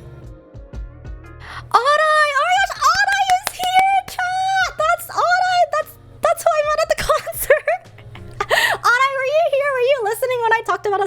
I didn't show any pictures, don't worry. But yeah, it was so nice to meet you again. It's so nice to meet you again. But yes, all of them are like amazing on stage. Like actually, oh man, Sola has her own YouTube channel where she does like vlog stuff, or yeah, she vlogs. She talks about food. She does like behind the scenes of like their performances. She does her own dance covers. Oh man, chat, her dance cover of Say So by Doja Cat lives rent free in my mind 24/7. Anyways, let's not talk about that though. We're talking about finding a team so I can continue talking about Mamamoo. Oh, you just joined? Okay, no, that's cool, that's cool. Hi, Sailor Green. Hi, how are you? Wait, don't forget floor 4. Wait, did I not do floor 4? Wait, I'll do that after. Okay, let's see. In the meantime, I'm gonna bring... oh, this is such a shame. I think if I could bring Yanqing or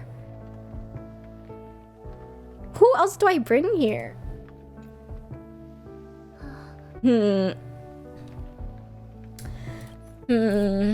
I'm just gonna bring Danang. Whatever, it's fine. Wait, saying a vlog is fine? Oh wait, your friend in Japan says vlog? Wait, that's so funny. I love that.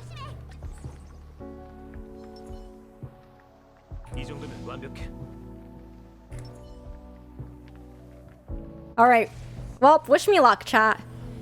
What was my favorite performance, Sailor Green? Oh man, it's so hard to choose because I really think my favorite part is when they swap solos, when they perform each other's solos, because that's really an experience that you only get live.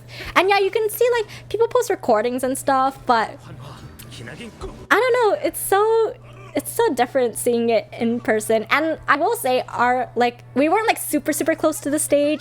We were positioned very well because we were like in the middle, so the stage was right in front because it's a curved stadium, right? But yeah, still getting to like, it's like you feeling the energy in person is so different. So wait, OT for yeah, oh my god, and they even perform some songs, like some solo songs as a group, and getting to see all of them, and not just that, but getting to see all of them perform it and do the choreography, and also wearing each other's performance outfits is so, oh yeah, it was surreal. It was definitely surreal. Let's see, I'm trying to think what else.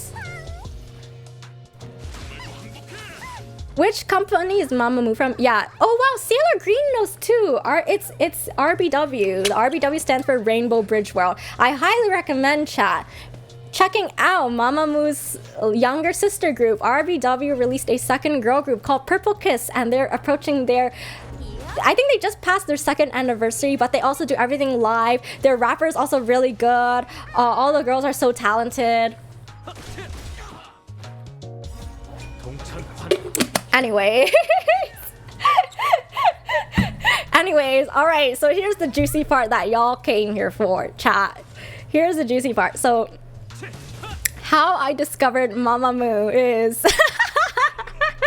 I think I have to preface this by saying another thing about Mamamoo is that they're very popular amongst the LGBTQIA plus community. I don't know if that applies to the Korean LGBTQIA plus community as well, but at least like here, they're like notorious for it. Among Sapphics, well, even Megs knows. Even Megs knows. Oh my gosh, Ada, you're tempted to go to more concerts last minute, but your wallet was begging for its life. I don't know how y'all do it. Yeah, K-pop is an expensive hobby to get into, chat. With all the like photo card collecting and yeah, going to all the concerts, all the merch, like it's scary. Wait, is talking about Mamamoo making me thirsty? Yo, I'm telling you, chat, aren't they like so hot? Aren't they so hot? Like, look at them and tell me. And I think another nice thing about them too is that they're like, because when you think of like K-pop groups, usually even with like groups that are let's say as established as, let's say, Twice, you think that they're more like, you know, on the cutesy side, very, very girly. I feel like Mamamoo is appealing to like a more mature audience as well.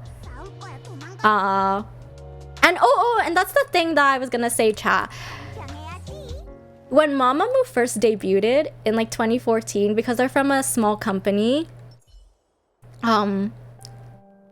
you know, it's very hard for a K-pop group to make waves, especially if your company is not well known. I think I remember hearing that their director actually told them that, oh, you girls have to be very talented and you have to work really hard, because the reality is you don't have the looks to get by based on appearance alone in the industry. That's what he told them.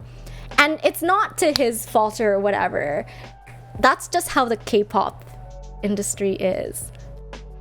So yeah, the fact that they were being told, these gorgeous goddesses were told that their beauty was not considered conventional enough by Korean standards is crazy.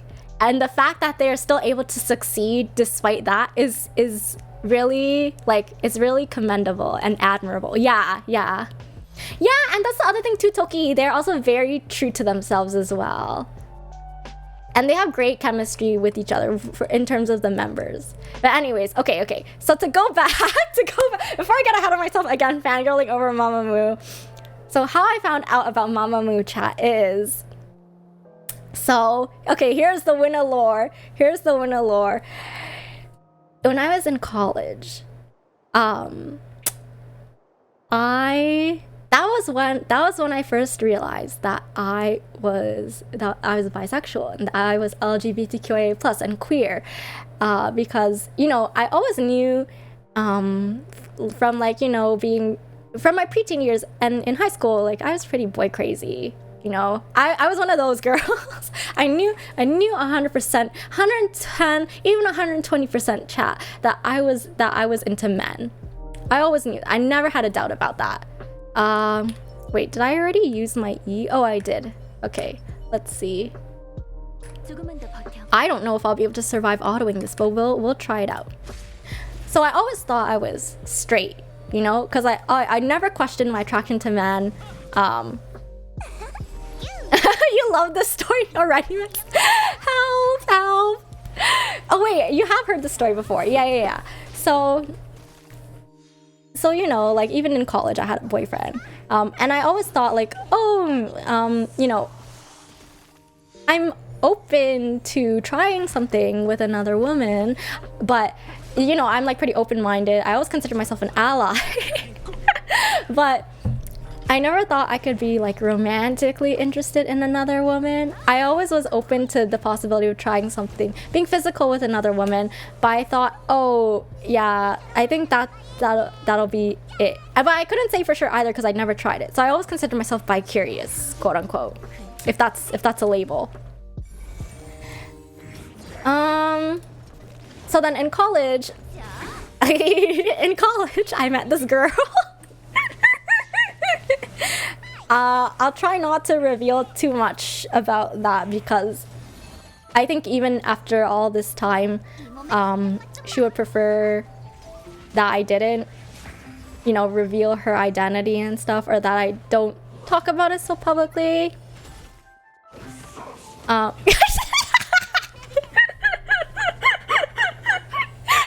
Shimmy, why are you like this? Why are you like this? Do not come for me like this. I hate how I'm being like attacked in this way. Anyways, yeah, so I met this girl and then I, you know, just found her really interesting. We met through acapella. And I was just really interested in getting to know her. You know, I thought she was smart. She's very considerate of other people. She was funny, even though she didn't mean to be, just like by being herself, by being serious. And yeah, I don't know. I just really liked hanging out with her. But I thought, you know, my dumb ass thought, oh, I just want to hang out with her so much. I'm so interested in her because, like, you know, I want to get to know her as a friend, right? I just want to get to know her as a friend, right? So I didn't really think anything of it. And, you know, we were like, there was a point where we were like hanging out all the time. We were messaging each other every day. We were like going to the gym together and studying together and stuff. But the thing is, I didn't know if she was also into women. Like, I think I asked her. I was, you know, putting some feelers out. I think I just straight up asked her, like, oh, do you think you'd ever be into women? Have you ever had feelings for a woman before? And she was like, oh, I'm not sure. Like, she said, I'm not sure. It sounded like a no. I think she said no, but I'm not sure because it's never happened before. Like, it sounded like she was open to the possibility. Chat, if this is happening in the present, I would sound so copium.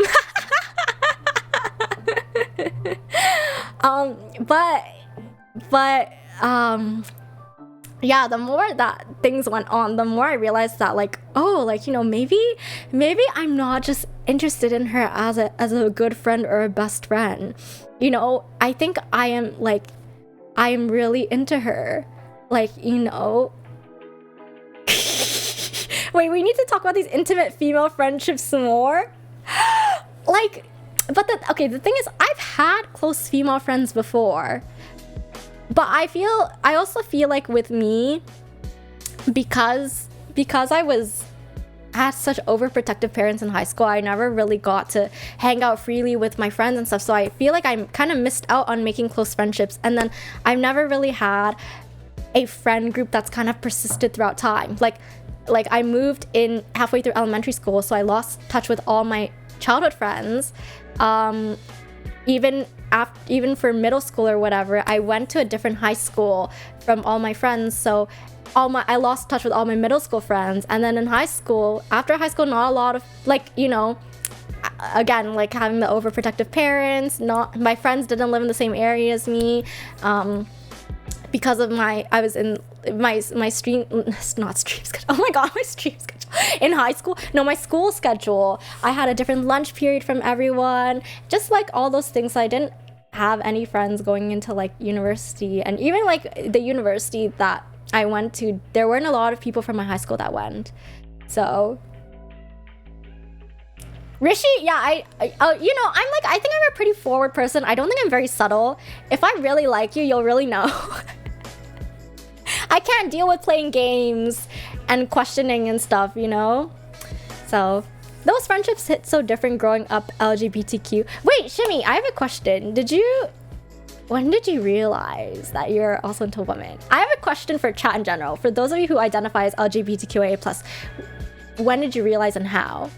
Because for me, it was through this girl, and just like I think I like had to self-reflect and think like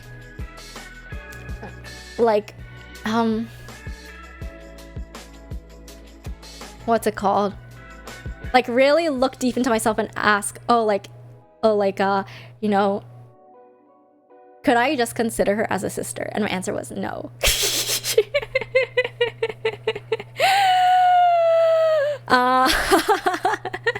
And then the other thing was like just like talking with her, and I remember she was telling me, and that's the thing too, like I knew she had a boyfriend like previously, and she told me about like when they broke up.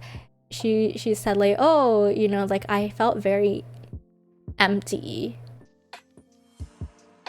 And I remember thinking like, oh, like I never want her to feel that way. But you know, like you also, like I think like as I would also just want happiness for all my friends, you know? Can you see why I was so confused, chat? Anyways, but then I think when I was thinking to myself like, oh, like I want to know what it's like to kiss her. That was what I knew. I was like, okay, I think I can be romantically attracted to women as well. This is so vulnerable. Yeah, this is...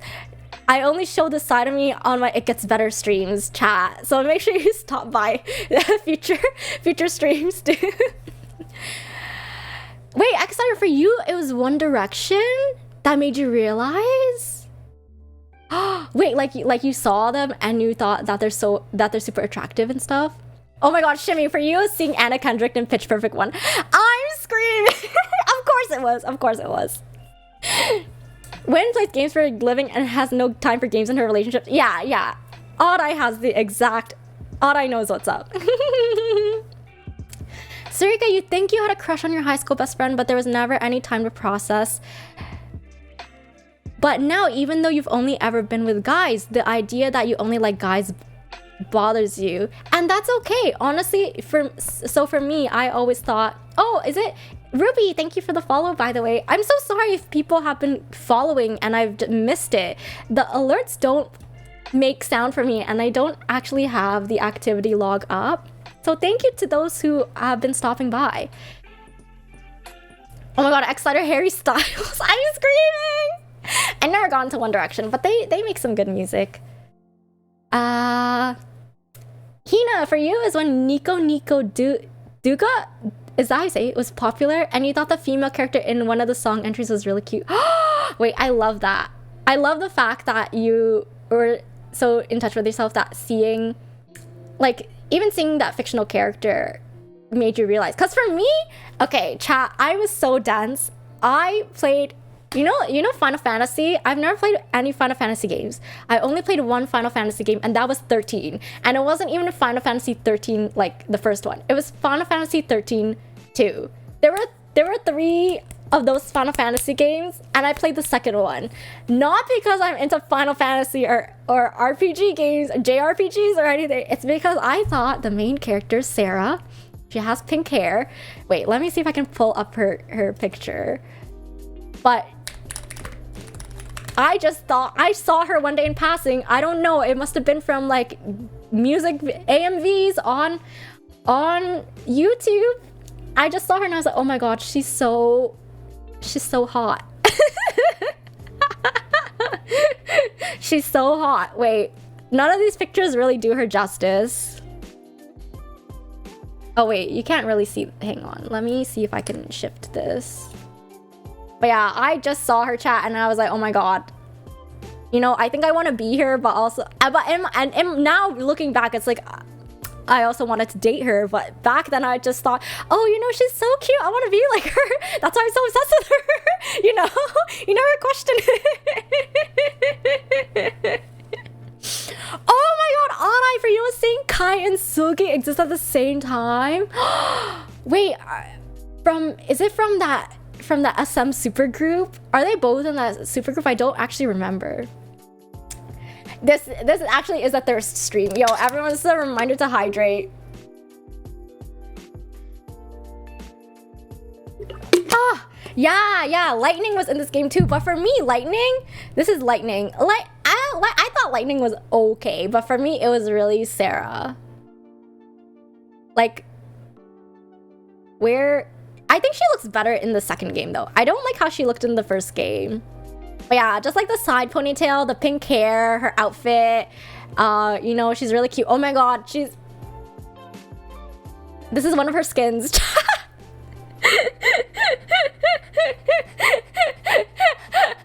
Okay, anyways, oh, you mean in general, Odd-Eye. That's totally fair. I totally know what you mean. I can't even say anything because I know exactly what you're talking about. Get up! What do you mean, get up?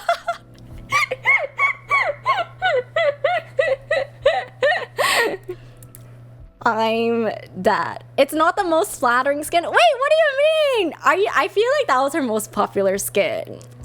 Anyways, chat.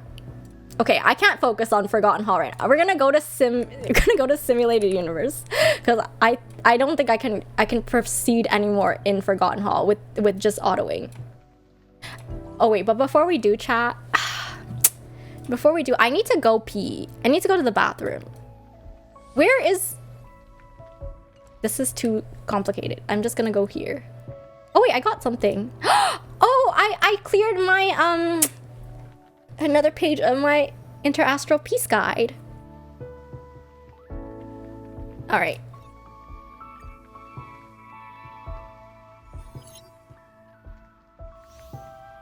Taeyong and Silky's duet dance. Who you don't know who you're jealous of, Sarika? Oh, that's such a mood. That's actually such a mood. Okay, wait, I'm gonna be right back really quickly, chat. I don't know if this channel has ads or anything. I sure hope not, but yeah, I'm gonna be right back really quickly. I'm gonna turn the music up and y'all can just chill, and then we will continue with the winner lore drop. We will continue. I'll be back.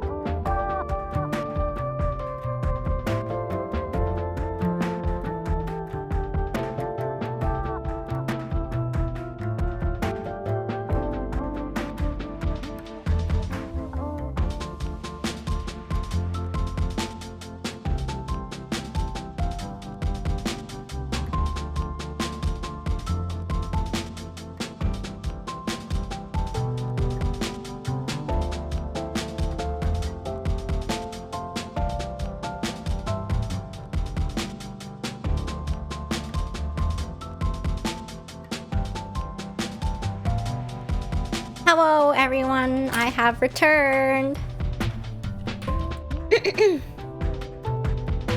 Hope everyone also got a chance to stretch and maybe grab some drinks or some food. Chat, I never actually ate my breakfast.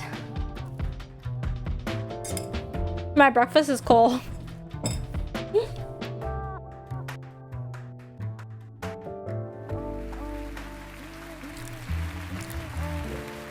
Oh my god, I love how all the K-pop stans in chat are going wild right now. I don't even know what y'all are talking about. Thank you, everyone. Thank you. Okay.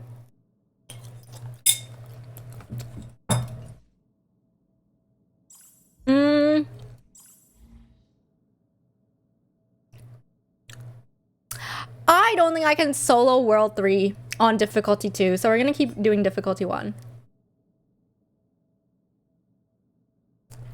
It's 2 p.m. It's past lunchtime? All right. It still feels like morning to me, chat. Anyways. It's the hottest time of the day. All right. So wait, let me figure out. Okay, let me figure out what team to bring. I feel like I'm just gonna bring the same team, honestly. Actually, no, my team here is slightly different. I bring Serval instead of Danheng. What is eating for me? Yeah, Hey, when I stream, I just get so caught up in talking to y'all, chat. It's like I don't have a second to like eat and chew, you know?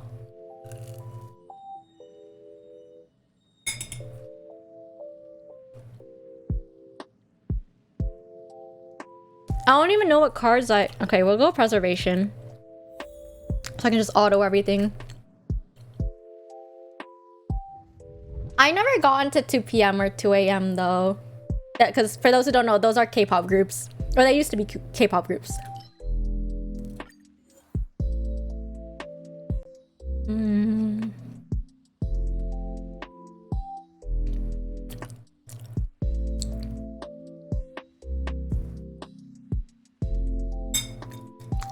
Oh my god, Anna, you're getting a keyboard right now?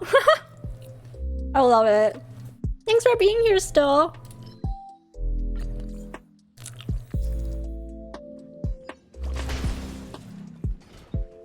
Alright, we're just gonna auto everything. Oops, I attacked with the wrong element, that's fine.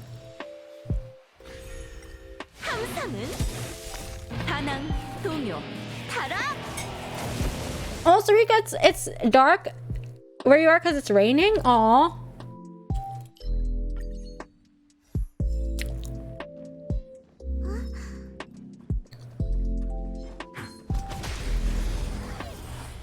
I don't like when it's raining here. It's sunny here today, thankfully. Hope it lightens up soon where you are. Wait, Dava, your mom was sad when BTS started going to the military? Aw, is she a BTS? Is she an army? She's an army, dude. That's wild. But yeah, for me, I would also consider myself a K-pop casual. I don't listen to a lot of groups. I like K-pop as a genre, but there's only a few groups that I really, really like stan. Like Mamamoo, Red Velvet. I think those are the two groups. And then there's groups that I like really listen to a lot, like iKON, BTS. Who else? There's a lot of groups. I just can't think of them. Like I listen to some Blackpink. I listen to some Twice. Yeah, I'm a casual weeb and a casual K-poppy. Yeah, or a K-popper. Yeah, yeah, exactly.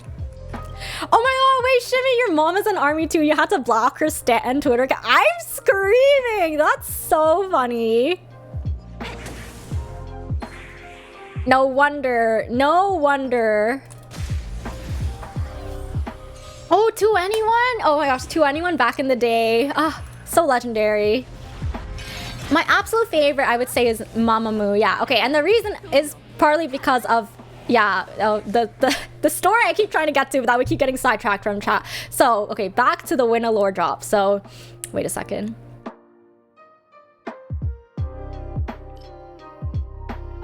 Let's do the 2-star one. Toki, you're also a casual K-pop listener, but Sailor gives you the K-pop tea. Wait, I love that. I love that. Sailor, can you give me the K-pop tea too? I need someone to give me the tea. Actually, my first K-pop group was Big Bang in like 2009 chat. Yeah, Big Bang with their song Haru Haru. So iconic. I wish I would play it. If I was on my own channel, I would play it, but it's okay, it's okay. Wait, you remember the story like reading angst fanfic of your favorite ship? I see. I see. No, it wasn't part 2, it was part 1. Wait, there was a part 2, right? Rishi, you like Twice and Blackpink, but you're also into Red Velvet, Monster X and BTS. Oh! Yeah, I don't really know any Monster X songs, so. I think my favorite boy group is iKON, actually. I used to listen to Shiny as well. I really liked Beast back in the day. I don't know if anyone here knows who Beast is, but okay, preservation. DVSK fans? Oh, DVSK was before my time. Before my time. Yeah, for those who know Beast, Junhyung, I think is how you say his name. He's my bias, the rapper. Let's see. I attack here with you know what, I'll use my technique points. Oh wait, I can use serval here actually. Toki loves DVSK. Yeah, I don't know. One of my high school friends was really into DVSK. Wait, is DVSK also TVXQ or is that another group? Oh my, the fiction penguin dance! Yo, Odd Eye knows. But this is like really, really old. This is like K-pop from, I want to say second generation? I don't even know. But yeah, so for me, chat. So for me, even though I listened to K-pop way back around, yeah, like Shiny, Big Bang, 21. Who else was big during that time? SNSD. I listened to some SNSD songs or Girls' Generation. So after that, like after like a year or two listening to K-pop, I kind of like stopped completely. And then I didn't really get back into it until like when I met this girl. Or like maybe it was before that too. I honestly don't remember. I think it really was. I really started getting back into K-pop after I met this girl though. Anyways, so what happened, chat? What happened is, so you know, I really liked this girl and I didn't know if she was also into women. She seemed open to it, you know. I'm gonna farm cards. She seemed open to it. Like, at least she didn't give me a hard no. So I was like... So I was kind of coping. And then... I remember looking up... Because, you know, I had a lot of feelings. And I remember talking as well with a lot of my queer friends. Like, with Disharm. With... I forget who else I reached out to. Like, some other friends that also... We're very comfortable with their, you know, their sexuality, and I was talking with them about it, and they were like, yeah, you have feelings for this girl. You're totally into this girl. And they were like, you know what, you should just, if you want to know more, like there's resources online, you can read stories from other people, and of course there's like a whole subcategory of media catered to LGBTQIA plus people. So I don't remember exactly what I started looking up, chat. But I went through... yeah, I did ask for advice, Megs. I did ask for advice, and you know, or I think I asked friends, I was like, how did you realize? Like, how did you know? Because for a lot of my friends, they knew when they were young. A lot of my friends were not bi. Or a lot of my queer friends, sorry, they're not bi. So because they realized that they're not into men, into the opposite gender, they like knew, it was more obvious to them, right? But for me, because I was attracted to men, or I am attracted to men still, I always thought, oh, like that's it. Because, you know, heteronormativity is a thing in our world, chat. So I never really considered that, oh, maybe I can also be into the same gender as me, right? Maybe I can be into other genders and not just men. But yeah, so then after I started looking things up, looking up stories and stuff, and then I think I saw, like, I really don't remember how it started, chat, but I went through a phase. I went through a whole ass phase, okay, where I consumed all of the Sapphic and LGBTQIA plus Asian media I could find. And you know, there is a lot of media about Sapphic and LGBTQIA plus media in general. Like, you know, there's a lot of films and movies, and especially now where it's more widely accepted, I want to say, where there's stories around like gay people, around lesbians, like talking about transgender and non-binary people as well. But for me, it was very important that the media that I looked at, I was very interested in Asian media specifically. And looking back on it now, it was because I was coping, chat. Because I wanted reassurance. You know, I feel like a lot of people go to, they talk about representation because you want to, I think for most people, and for myself as well, it's nice to see people that look like you achieving, or not even achieving things, but just doing things, right? You kind of, as much as media is not real, and that's the danger with creating hyper realistic media too, is that people start to think that it's real and they have expectations around how their own lives should be based on what they see in fiction. And we know that the stuff in fiction sometimes is not, it's not true, and sometimes it's not even realistically attainable, right? But I think the fact of the matter is that, yeah, what we see in fiction does affect how we behave in real life, right? And for people, it's important to see themselves. That's why it's important to be able to see yourselves in media, because, you know, seeing someone that looks like you and talks like you and behaves like what you've been taught growing up, that's like, you know, transferable to yourself. You can use that as inspiration or as lessons in your own life.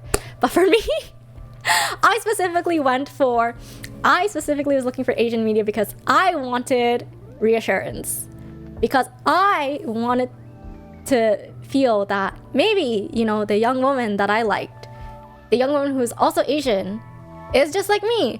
She is also someone who is discovering or knows that she likes women as well. You know, does that make sense? I'm gonna even take it a step further. Like, the woman that I was into was Korean in particular. And for those who don't know, in Korean society, they're still very, very conservative. And like, I think young people there are starting to be more open to LGBTQIA plus like facets of life, but it's still overall very traditional. And for me, I think that consuming all of this media was a way to tell myself that, hey, it is normal for Asians to also be LGBTQIA plus, for Asians to be able to discover this part about them. For Asians who thought they were straight their whole lives to realize that they're not. You know, I think that's what I was looking for. Like, I just wanted a little, like, a chance, a sign that, hey, this girl that I'm into, there's a chance that she could like me back. And so when I was on this huge binge of consuming all this Asian media, this Asian LGBTQA plus media, a lot of it was sapphic, a lot of it was like woman loving woman, but I did look at some like gay ones as well, because, you know, just to see. I think that being gay and being lesbian and being bi, like, even though we're all part of the same LGBTQA plus community, the experiences can differ like wildly. So, but again, for myself, it was mostly sapphic LGBTQA plus Asian media. And And I think Meg's asked this before. Oh yes, it wasn't mostly NA. No, it was not. It was, a lot of it was international. I remember watching a lot of series from Taiwan. There were like some Thai series, not series, but like I watched a lot of movies. I remember one of the movies I watched specifically that was Thai. It was protesting this law that had passed in Thailand recently, and it was about how, I think it had to do with like, I'm trying to remember, something to do with laws about like property and ownership, and what happens if your same gender spouse like passes away. Because you know, I feel like a lot of people think, oh, like, you know, marriage isn't really a big deal. You can still be in a relationship and live together with someone even if you don't get married or whatever. So it's not a big deal. It's not a big deal, quote unquote, if LGBTQA plus people can't get married. But that's not true, because you, like, if something happens to your spouse, then you can't make decisions for them. Their family has to make decisions for them that they're probably not even like close with. You can't really like, you don't have, like, let's say even with health insurance, you can't really split benefits. There's so many things that people don't realize that come with having an institution like marriage. So that was what the Thai movie was about. And then I watched a lot of Korean web series. There's one, oh, Mooney, thanks for the follow, by the way, welcome. There's one Korean short film that I think is my favorite short film of all time, and it's called Alice Crack of Season. It has a weird title. I think it's just like not translated well to English, but basically like, it's, the title refers to, like, it's an analogy to Alice and like the Wizard of Oz or whatever, and it refers to the change that comes when, you know, with the start of romance, when you realize that you have feelings for someone. And so it's about two girls and they're like in school. I won't spoil it for anyone who wants to watch it. It's 20 minutes, really, really short. It's so simple, but it did a really good job of like normalizing LGBTQA plus romance. And that's another thing with representation, right? Again, because with so much media that we see every day, that we consume every day, it has an effect on our real life. And when the more that something is shown, like, the more it helps to normalize it. And of course there are exceptions to this rule with, like, you know, sensitive topics and stuff, but I feel like in general, that's how media affects our lives, right? So during this short film, again, I really liked it because it felt very relatable. And it's not, like, I think one thing about a lot of LGBTQA plus media is, like, some of it can be like like explicit, and not even like 18 plus explicit, but like there's a lot of like physical displays and stuff. This film doesn't have any of that. So actually, during the film, I will say there's this one scene where one of Mamamoo's songs plays, and it was one of their songs, their title tracks from when they first debuted. It's called Yeah, and so that song plays during the short film, and then you know, like, people were talking about the song in the comments, in the YouTube comments, and being like, oh, like that song is by Mamamoo. Of course, Mamamoo would be featured on like on a lesbian film or whatever. So I was like, I need to know about this group, Mamamoo. And hence my descent into the rabbit hole began. And the reason why people say that, chat, is because, like, yes, Mamamoo are very affectionate towards each other, and Moonbyul, again, their rapper, is I would say is more on the androgynous side when it comes to like dressing and stuff. So people have theories about like her sexuality or whatever, which is, you know, it is what it is. But that song's music video is actually about a girl who falls in love with someone that she thinks is a boy. And then by the end of the music video, she realizes that they're also a girl, but she doesn't care. and she continues to hold her feelings for them. That's what the music video is about. So the fact that it's like it was featured on that short is like very intentional, and you know, that's like a very bold stance to have, again, in conservative Korea, as especially as a relatively new K-pop group, because they were new when that song released. So yeah, it was a concept. It was a concept for sure. But yeah, so that's how I got into Mamamoo, and that's why going to the concert was so important to me. But yeah, there's a lot more Asian media that I got into as well.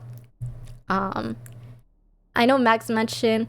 I think I heard of that web series, actually. I don't remember what it's about. Unfortunately, a lot of Asian LGBTQA plus media tends to be like tragic or have like sad endings or has plots that don't really make sense.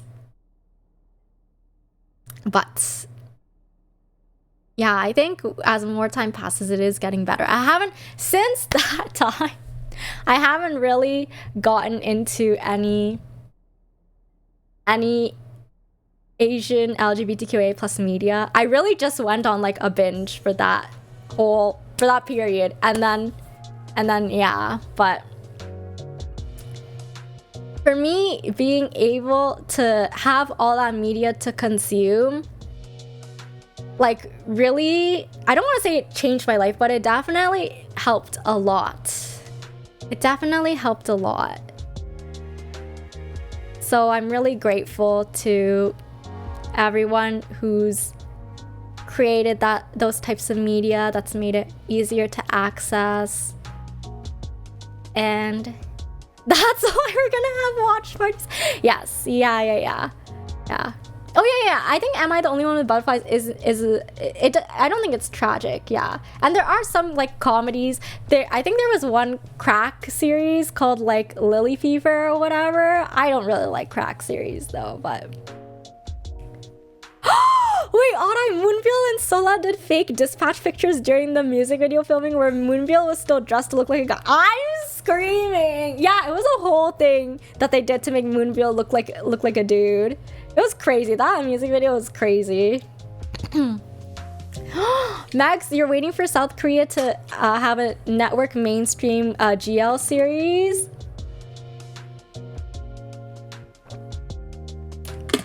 I think it's only a matter of time. I think it is only a matter of time. So, but yeah, that's the winner lore drop, chat. That's how I came to really enjoy Mamamoo, and not just because of that, but also just because they are very talented overall, and I do really like listening to their music and watching their performances. But that's why Mamamoo has a special place in my heart. Yeah. Because after watching that music video, chat, when I saw the explanation of what happened in the music video, and it was like, oh, the girl doesn't care that the person that she loves is a girl, I was like, damn, I feel that. I'm gay. So that really helped to solidify things for me, you know? And another thing with all this media is I guess I said this in a roundabout way, but it's validating, you know? Like, and I think another thing is, as Asians, we're not very open about this stuff still. Like, when I look in LGBTQA plus stuff, like in North America, you know, you see a lot of like gay white men, and you see a lot of other people of color, but not a lot of Asians specifically. And you don't see a lot of bisexuals either. I feel like a lot of people are scared to participate in queer spaces as with the bisexual label, because, you know, you kind of get it, the worst. I don't want to say the worst of both worlds, but, you know, I've heard of people being told that, oh, you're not actually LGBTQA plus because you're into the opposite gender. But then, you know, on the other side, you have people saying, oh, you're not actually like straight because, well, they're not straight, but you're not actually what's it called? You don't belong in straight spaces either because you're into people of the same gender. So it's like you really can't win, you know? So I feel like a lot of people are quiet, and maybe there's also people out there that are bisexual that don't know it, right? Just like how I didn't know. I just thought I was into the opposite gender because like being heterosexual is so normalized. I never questioned anything else, right? But at the same time, and I meant to say this before as well to Hina, when Hina talked about how seeing that fictional character on that Nico Nico entry like awakened something inside of her. Like, it's okay if you don't have actual experience being with someone of the same gender, right? Like, growing up, everyone starts somewhere, right? And the fact that I never, even before I had a boyfriend or whatever, I never questioned my sexuality to men. Why should we question our sexuality to the same gender, you know?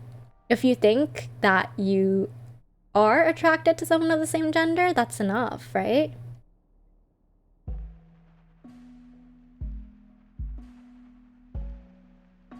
You think Asian people in the West are more open? Oh, no, Max. I totally 150% agree that Asian people, and that's the thing too, like, I feel like Western Asian people, you know, it's that, how do you say that word? Diaspora? Asian people in the West totally have a different experience than Asian people in the East. And not just in terms of being LGBTQA+. Also, I think in terms of, like, upbringing and culture and just everything else. Your Asian immigrant parents would never be able to have these conversations, Shimmy. That's crazy to me because, like, the fact that your mom is, like, into fandom and stuff, like, I don't think my parents have any...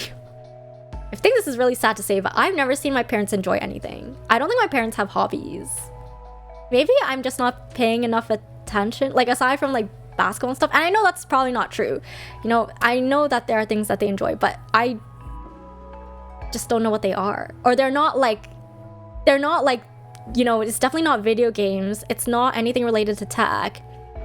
It's not to the point where they're like going on forums and posting online and like, you know, being fans and stuff. That, you know, it's not to that point.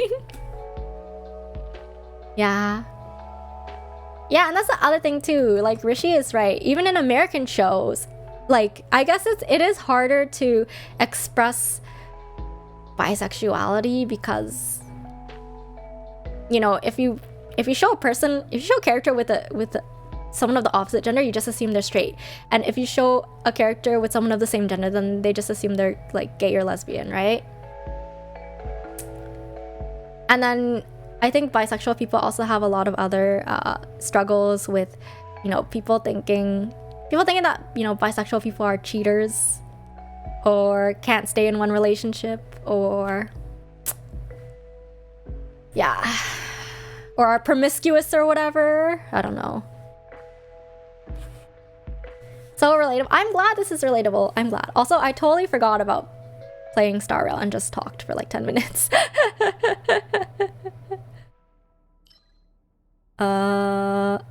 Here, I'll farm curios, because why not? Darn, I didn't get any new ones.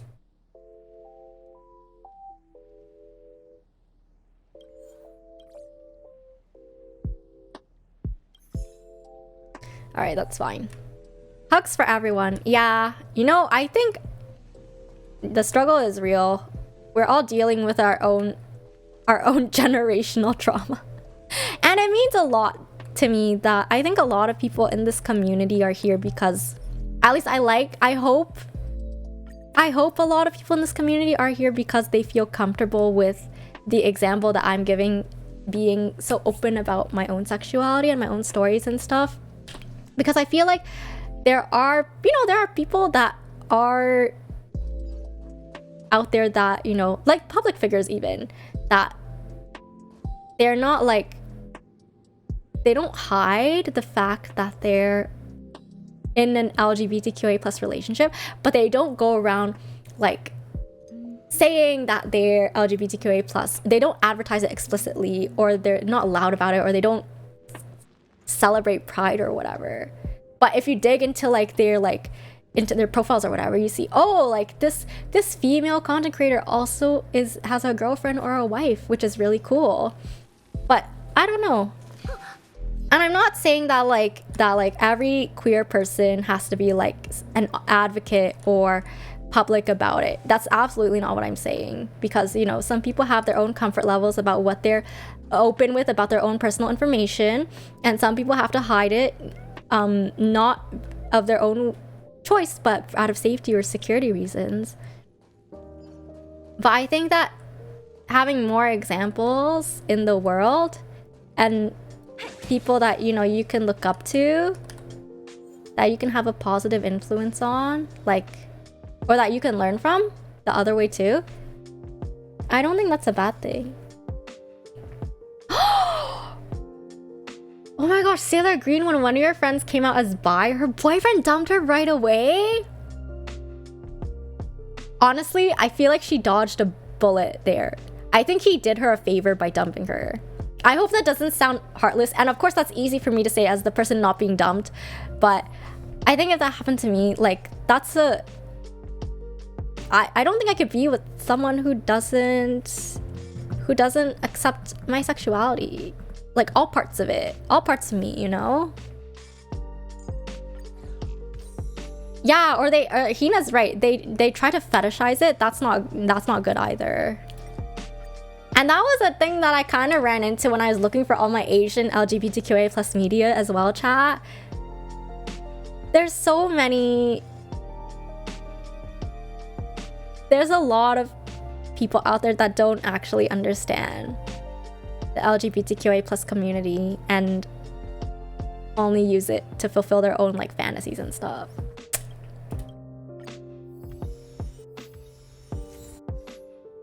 Yeah, that's a huge red flag. Yeah. Oh, Mahina, I'm glad how open you are. Wait, were you open about being bi, like even in your small town? That's very courageous of you. That's very brave.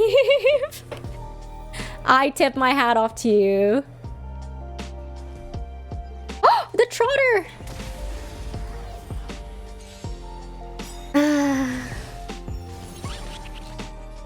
Wait, why is this trotter... Oh, it gives a preservation or abundance blessing? That's so cool. Wait, I'm gonna try and kill this trotter.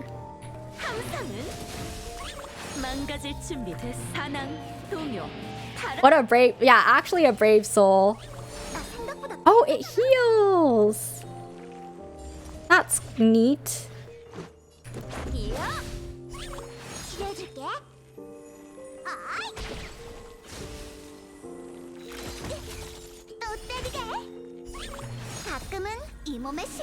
Oh, you're gonna go sleep, Exeter? Of course, of course. I think I will end the stream soon, so don't worry. Thank you so much for modding. I appreciate it.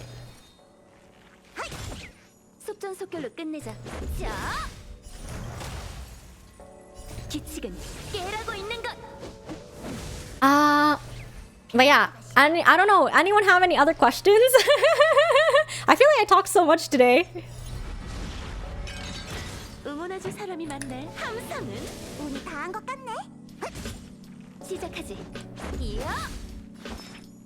Like, I'm trying to think about what else.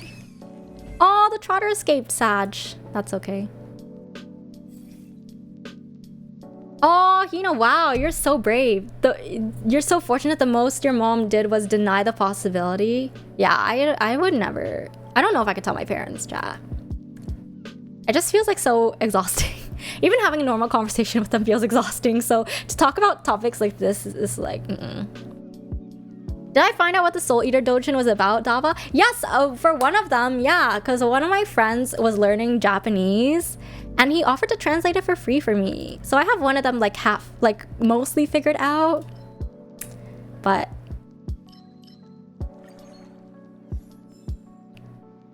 no, I got my friend to do it for me. I got a friend to help.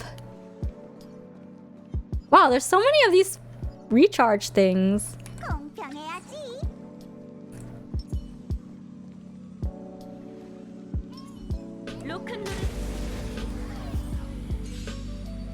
Oh my gosh, wait, back to the Mamamoo concert. Yo, Odd Eye knows what's up. I didn't know they were selling signed albums. I saw they were selling albums, but I didn't know they had the signature. I was like considering getting one for the photo cards and stuff, but I was like, I don't think I'll get into collecting them. It's very dangerous, especially with my the state of my finances right now. Did you get one though, Odd Eye? I ended up getting a shirt. The shirt was so expensive though. The shirt was like $50 and it's just like a t-shirt with a small Mamamoo logo in the corner, but you know, it was worth.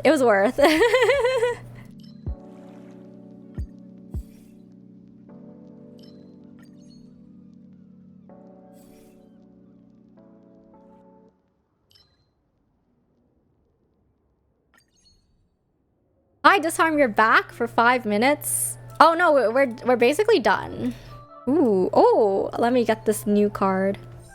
You got Sola's signature! Ah! Wait, Odd Eye, wait, are you in the Mamamoo Discord? Okay, wait, I just have to say this off-topic chat.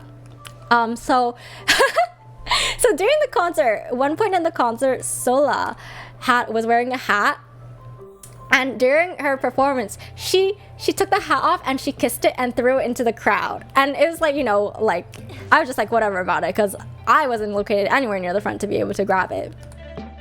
But I later found out, because I joined the Mamamoo Discord server, and people in the server were talking. And there was one person there that was like, oh, I grabbed the hat, but then another girl also grabbed it and we were fighting for it, and then the security guard had to like break them up because they were like, you know, they both couldn't decide who got the hat.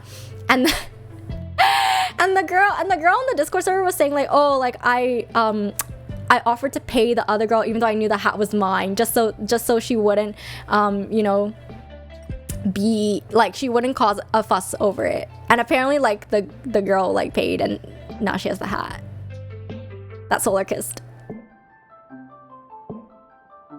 One random negative curious. Alright, let's do it. Yeah, I was telling Disarm about this. I was like, yo, K-pop stans are like wild. And Disarm was like, I don't know what else you expected. Which is true. Yeah. People out here be wildin'.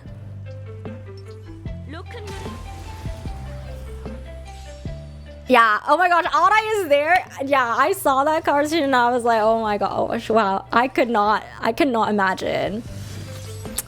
But you know, everyone has things that they're really into. And I'm glad that there are people that are super into Mamamoo, obviously. Yeah, stands anywhere about anything or wild. Exactly.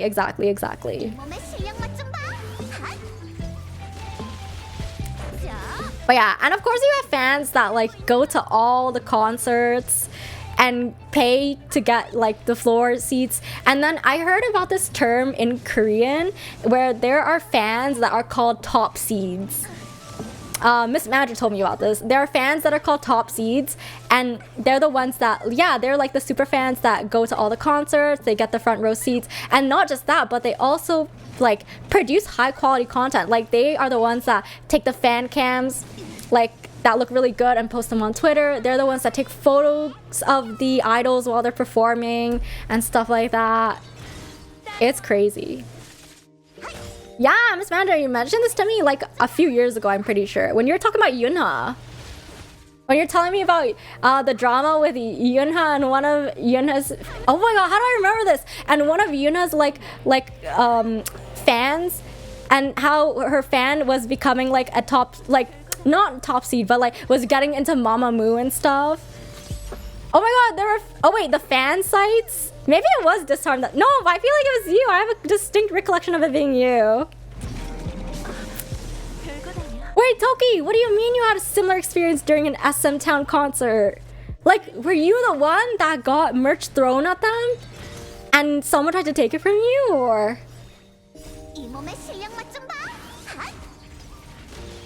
Wait, what do you mean, Odd Eye? You attempted to a Mamamoo video call and underestimated the albums needed to apply? What?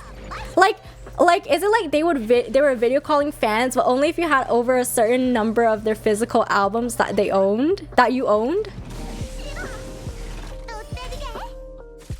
I'm dead. That's crazy. There should be classes for concert and fandom etiquette, yeah. Because some fans do take it too far. Especially like K-netizens. Some people have too much time on their hands.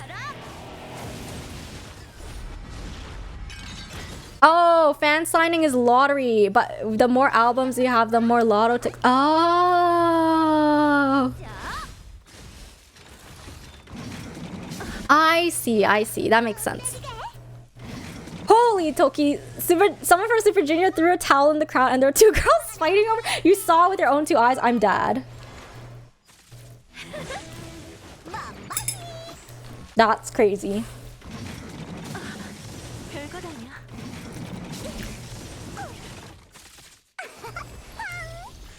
Anyways.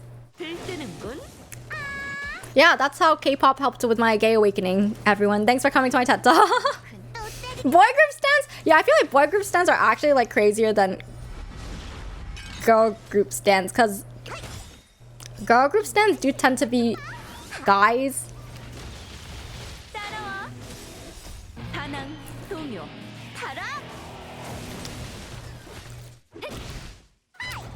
Now the only thing missing from this stream chat is having Bronya and Zila on my team.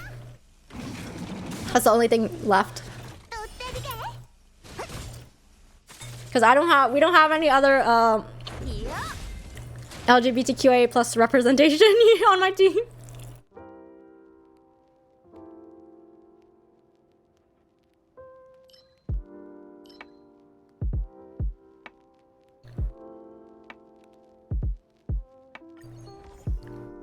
Roman, you're here for the K-pop lore lecture? Yo, let's go.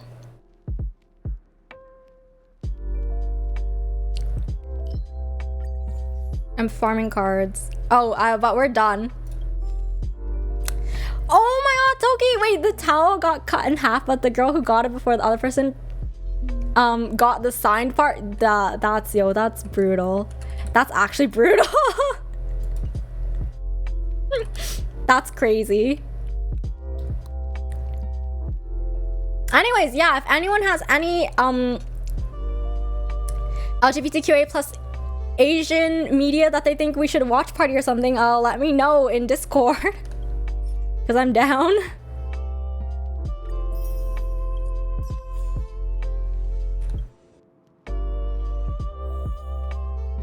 Dava, you're happy hearing about K-pop from women? Because it seems like for boy groups it's mostly female fans, but for girl groups it's also mostly female. That's true. Yeah. That's certainly I think that's the case for like the groups that I listen to as well. Which channel should you put that in, Max? Good question. I don't know. Let's see.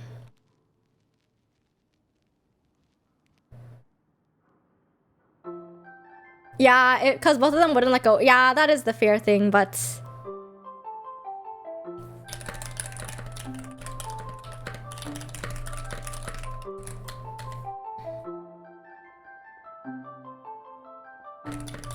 oh,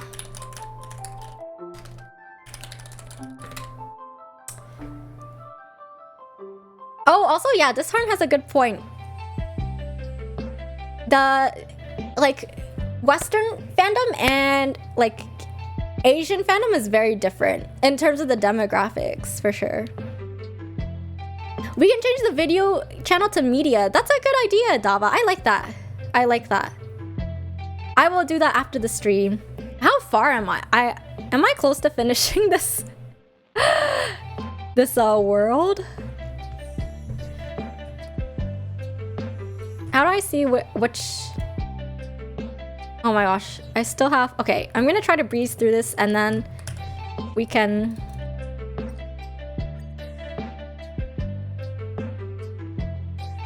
and then we'll be good for the day. Wait, Sailor Green, why do you say as you grow older, girl groups feel safer to support than boy groups? Is it because of the culture, like the fandoms? This is World 3. I can not auto World 4. You know what? I think I will purchase a curio. And farm curios as well. Yeah, I feel comfortable autoing World 3, like difficulty 1.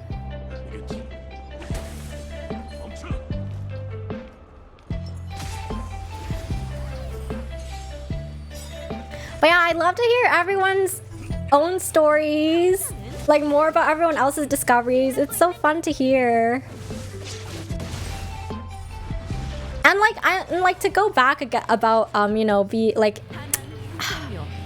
representation in terms of like like Asian representation in the LGBTQA plus space. I feel like part of it is like Asian culture in general, because we as Asians are taught like, you know, oh, we need to be like, we have a collectivist over individualist mindset usually, right? Where we do what's better for the greater good. We tend to be like, even like our styles of communication, it's like, oh, like, you know, there's a lot of things that are not said explicitly. People really value like politeness and quietness, and I feel that because of that, Asians tend to naturally not be as outspoken as other people. Am I wrong for saying that, chat?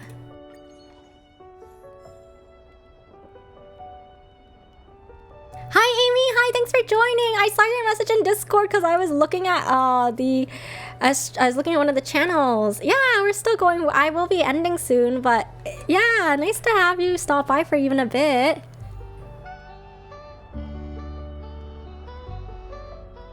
Wait, boy group stans of popular groups can be more toxic, but it's also easier to casually stan girl groups. Wait, why do you say that? Not that I'm trying to like oppose that point, but I find that so interesting.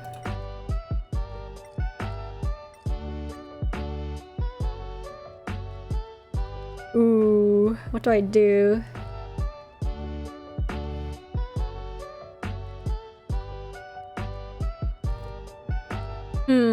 Do I sacrifice HP for another blessing? I don't think I need the blessing though. I think I'll get the 2-star. Oh shoot, I should have gone one of the new cards. Darn it. I just clicked preservation automatically without thinking. Oh, I could have totally gone the 3-star blessing actually. Darn it. Oh well. New boy groups are too young for you, and you remember when NCT Dream came out and people were calling stans over 18 years old pedos? Okay, I know what you mean. Bye, Disarm. Thanks for stopping by again. I know what you mean, Sailor Green, because like now with New Jeans, like New Jeans is so young, chat. If you didn't know New Jeans, the ones who sang like OMG and Ditto and what is it? What are the other songs? I don't even remember their debut song. Attention. They're like, their youngest member is like 14 years old. She's over a decade younger than me. Yeah. Yeah.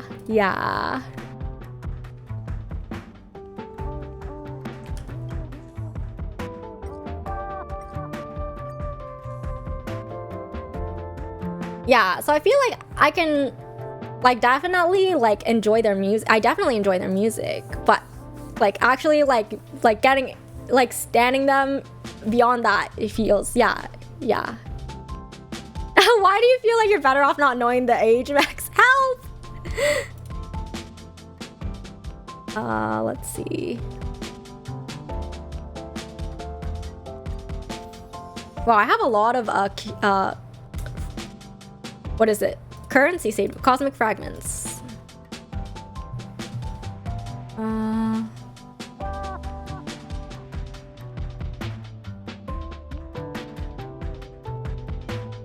Let's see.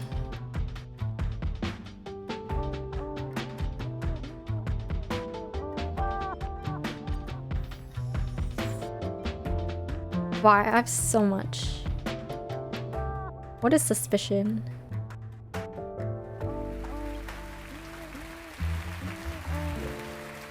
Man, I should have farmed more new cards. Grr. Dawa, it's scary to have minors be part of an entertainment industry. Yeah. Yeah. Yeah. But that's the thing, like, you can only hope that the entertainment company does the best, but I feel like having so much like attention on you at such a young age really changes things, and not necessarily for the better.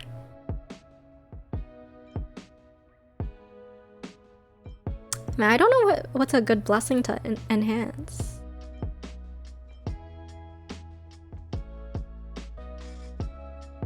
I'll go with this one. Yeah, yep, 14. Yeah, you heard right, fams.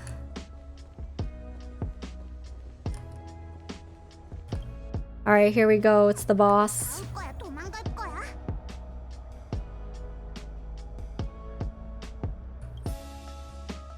I think I have the right team. I think this is the team. Alright.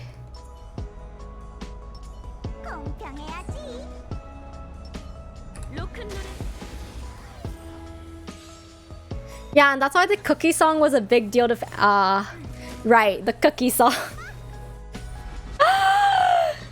Wait, you have to wear your makeup for Jafar. Help. I'm dead.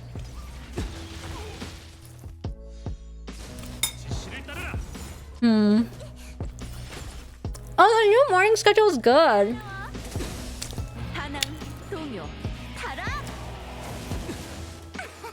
Yeah, it's good. But I haven't eaten my breakfast.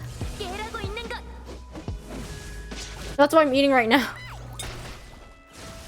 We'll end the stream soon though.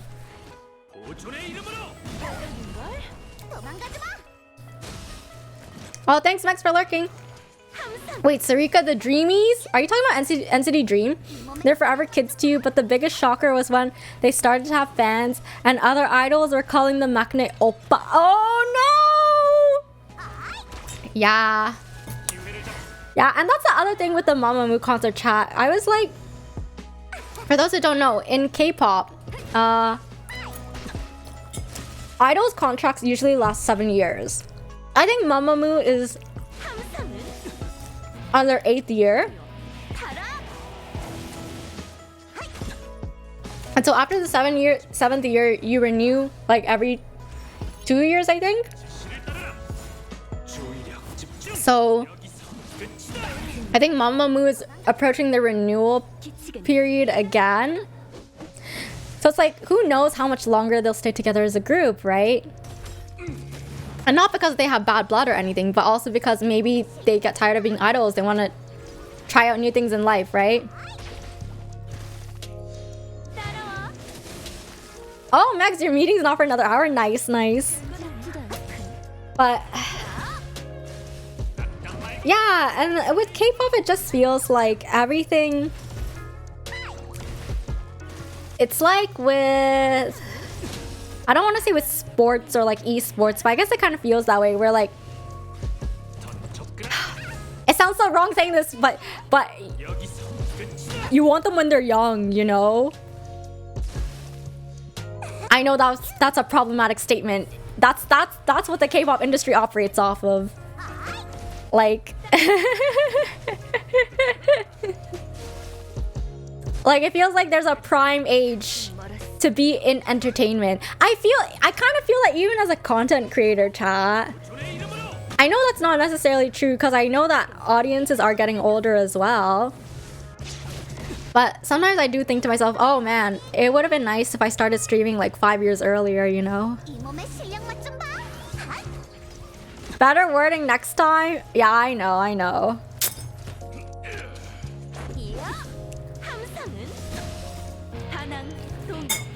Am I wrong though, chat? Like, it feels like, it really, and it's sad. But that's the state of the industry, right?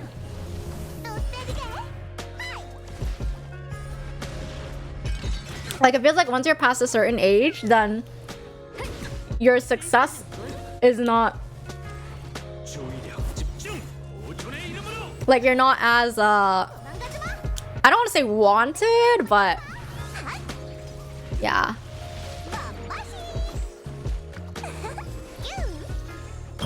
Wait, Audai, Hwien is signed under Vix's Ravi's company? Wait, what is a scandal? Tell me this tea.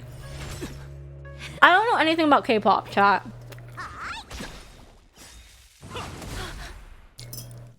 All I know is whatever pertains to like my groups.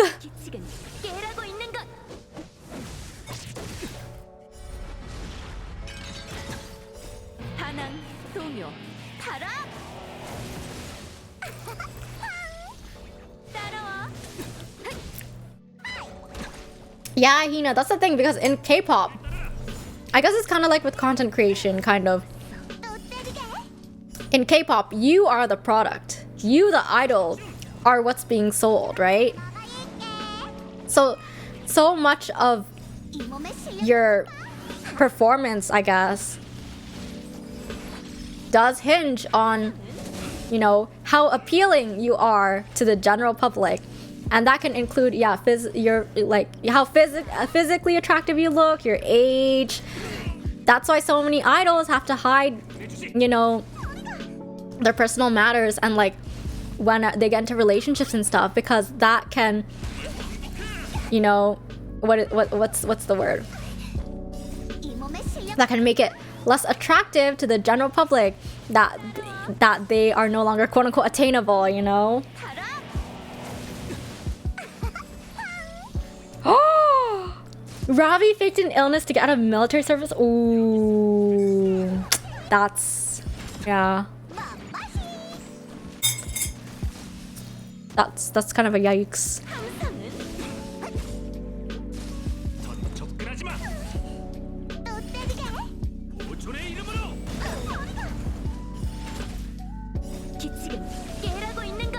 Oh my god, I would not want. I don't think I'd want to be an idol, chat. I like seeing people happy. And I think it would be like, you know, like, I do enjoy like singing and performing and stuff, but being an idol is so stressful. They go through so much, chat. Like, it looks really fun, but I've heard of like some idols that, you know, they're put on like strict diets and they have like rigorous schedules. Like even with Mamamoo right now, with being on tour, like they barely get like a day to rest, you know.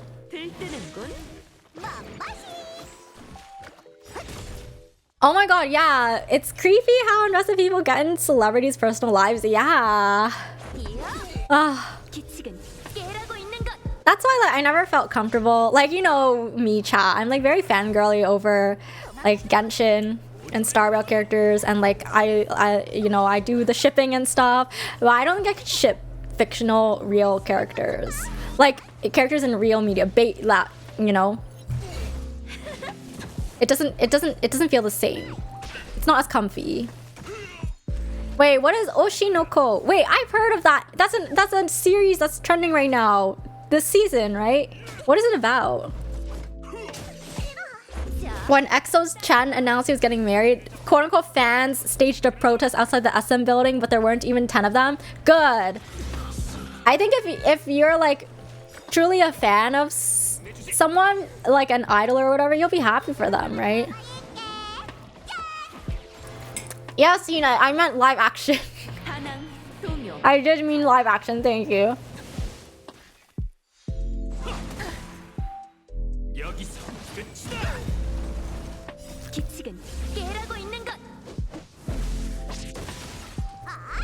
Yeah, shipping is seriously only for fun, like Meg said.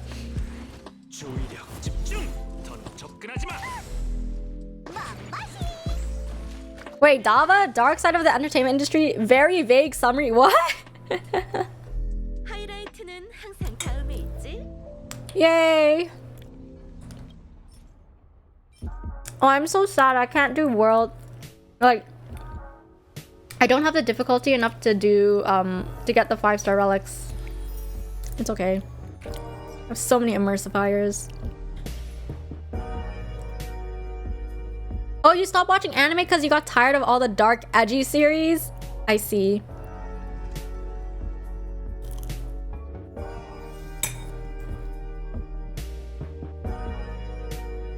Woohoo!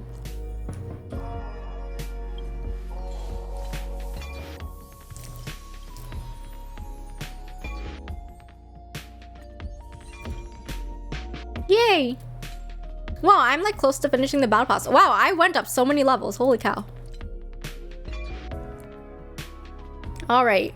Well.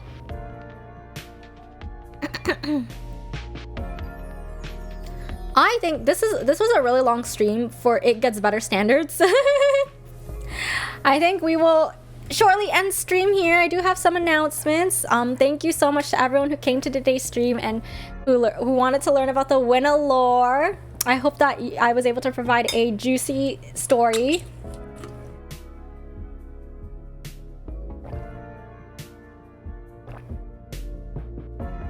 Oh, Amy, if you need to lurk, that's totally fine.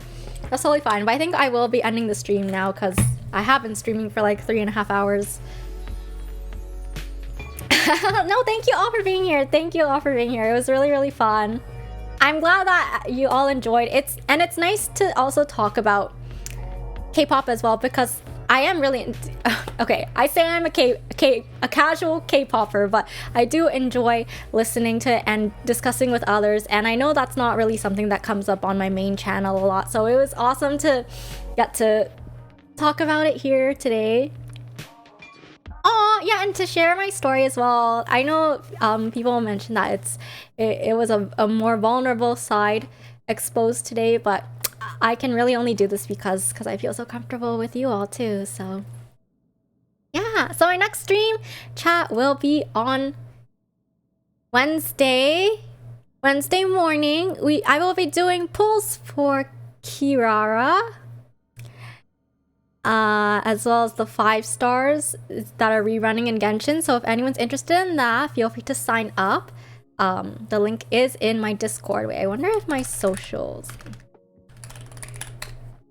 Oh wait, yeah, I wonder if my command here works. Let me just take a look. You love and hate the new schedule at the same time. Oh, Amy, I'm sorry. Wait, that's the wrong command. Oopsies. It's this one. Yeah, so you can go to my Twitch and then the forum is in Discord. And then I'll also be playing Star Rail on that day because I really, really need to get to World 2. So I'm going to be doing the story for Shinzo Lofu. And then on Friday, I will be streaming the Star Rail 1.1 special program on YouTube. And that's on Friday morning. And all this is, again, in Discord.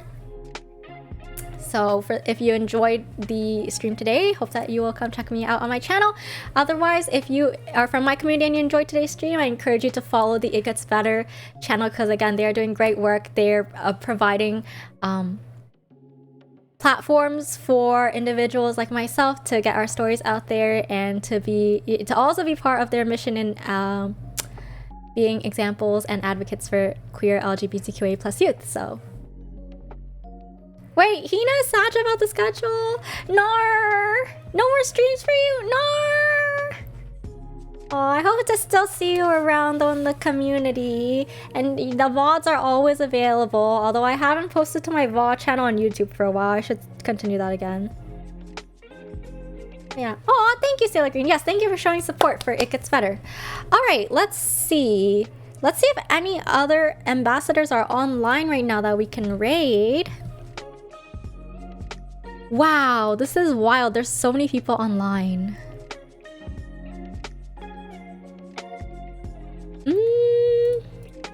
Let's see.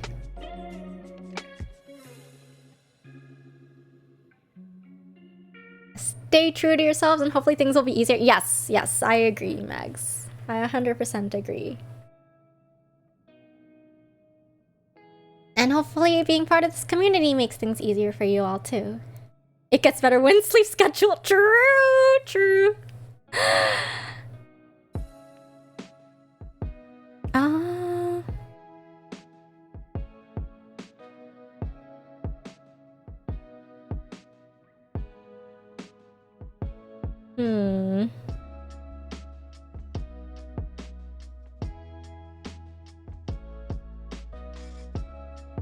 Let's see. You know what, chat? Let's go. You want to say New York helped my sleep schedule? It did. It did. Whenever I go on a trip, I actually have a really good sleep schedule because I'm so tired from going out during the day. All right. So we're going to raid. Let's go raid Beginning, chat. Beginning was actually in the stream earlier as a chatter. And they are playing Fall Guys right now. I think they're doing like some solo challenges. They're doing like these creative levels. Their stream title is How Many Fall Guys Creative Levels Can I Beat in 3 Hours? I think they actually just started streaming recently because they are like on their just chatting streams or screen. So yeah, let's go check them out and show our support. Because it was really nice having them in chat earlier. Oh wait, I don't know if I can I start a raid? Oh wait, hang on. Hang on, chat. Wait, sorry, I can't do this the usual way. Hang on. I can't use commands because I'm not a mod here and not the broadcaster. Oh wait, it says the raid has been created. Okay, good. It just took a bit. It took a little bit.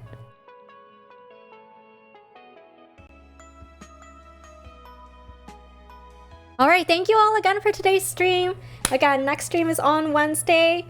Hope that I'll see you guys y'all there for Genshin and Star Rail. And yeah, I'm always open to having more of these conversations.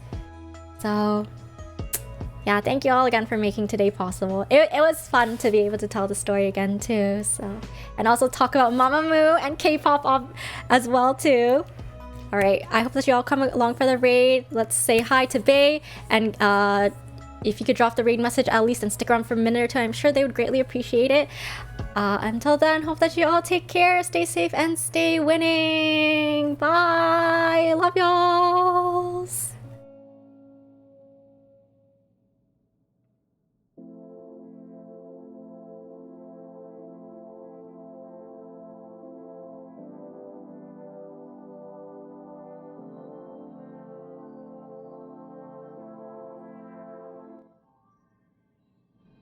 You know, a 14-week span?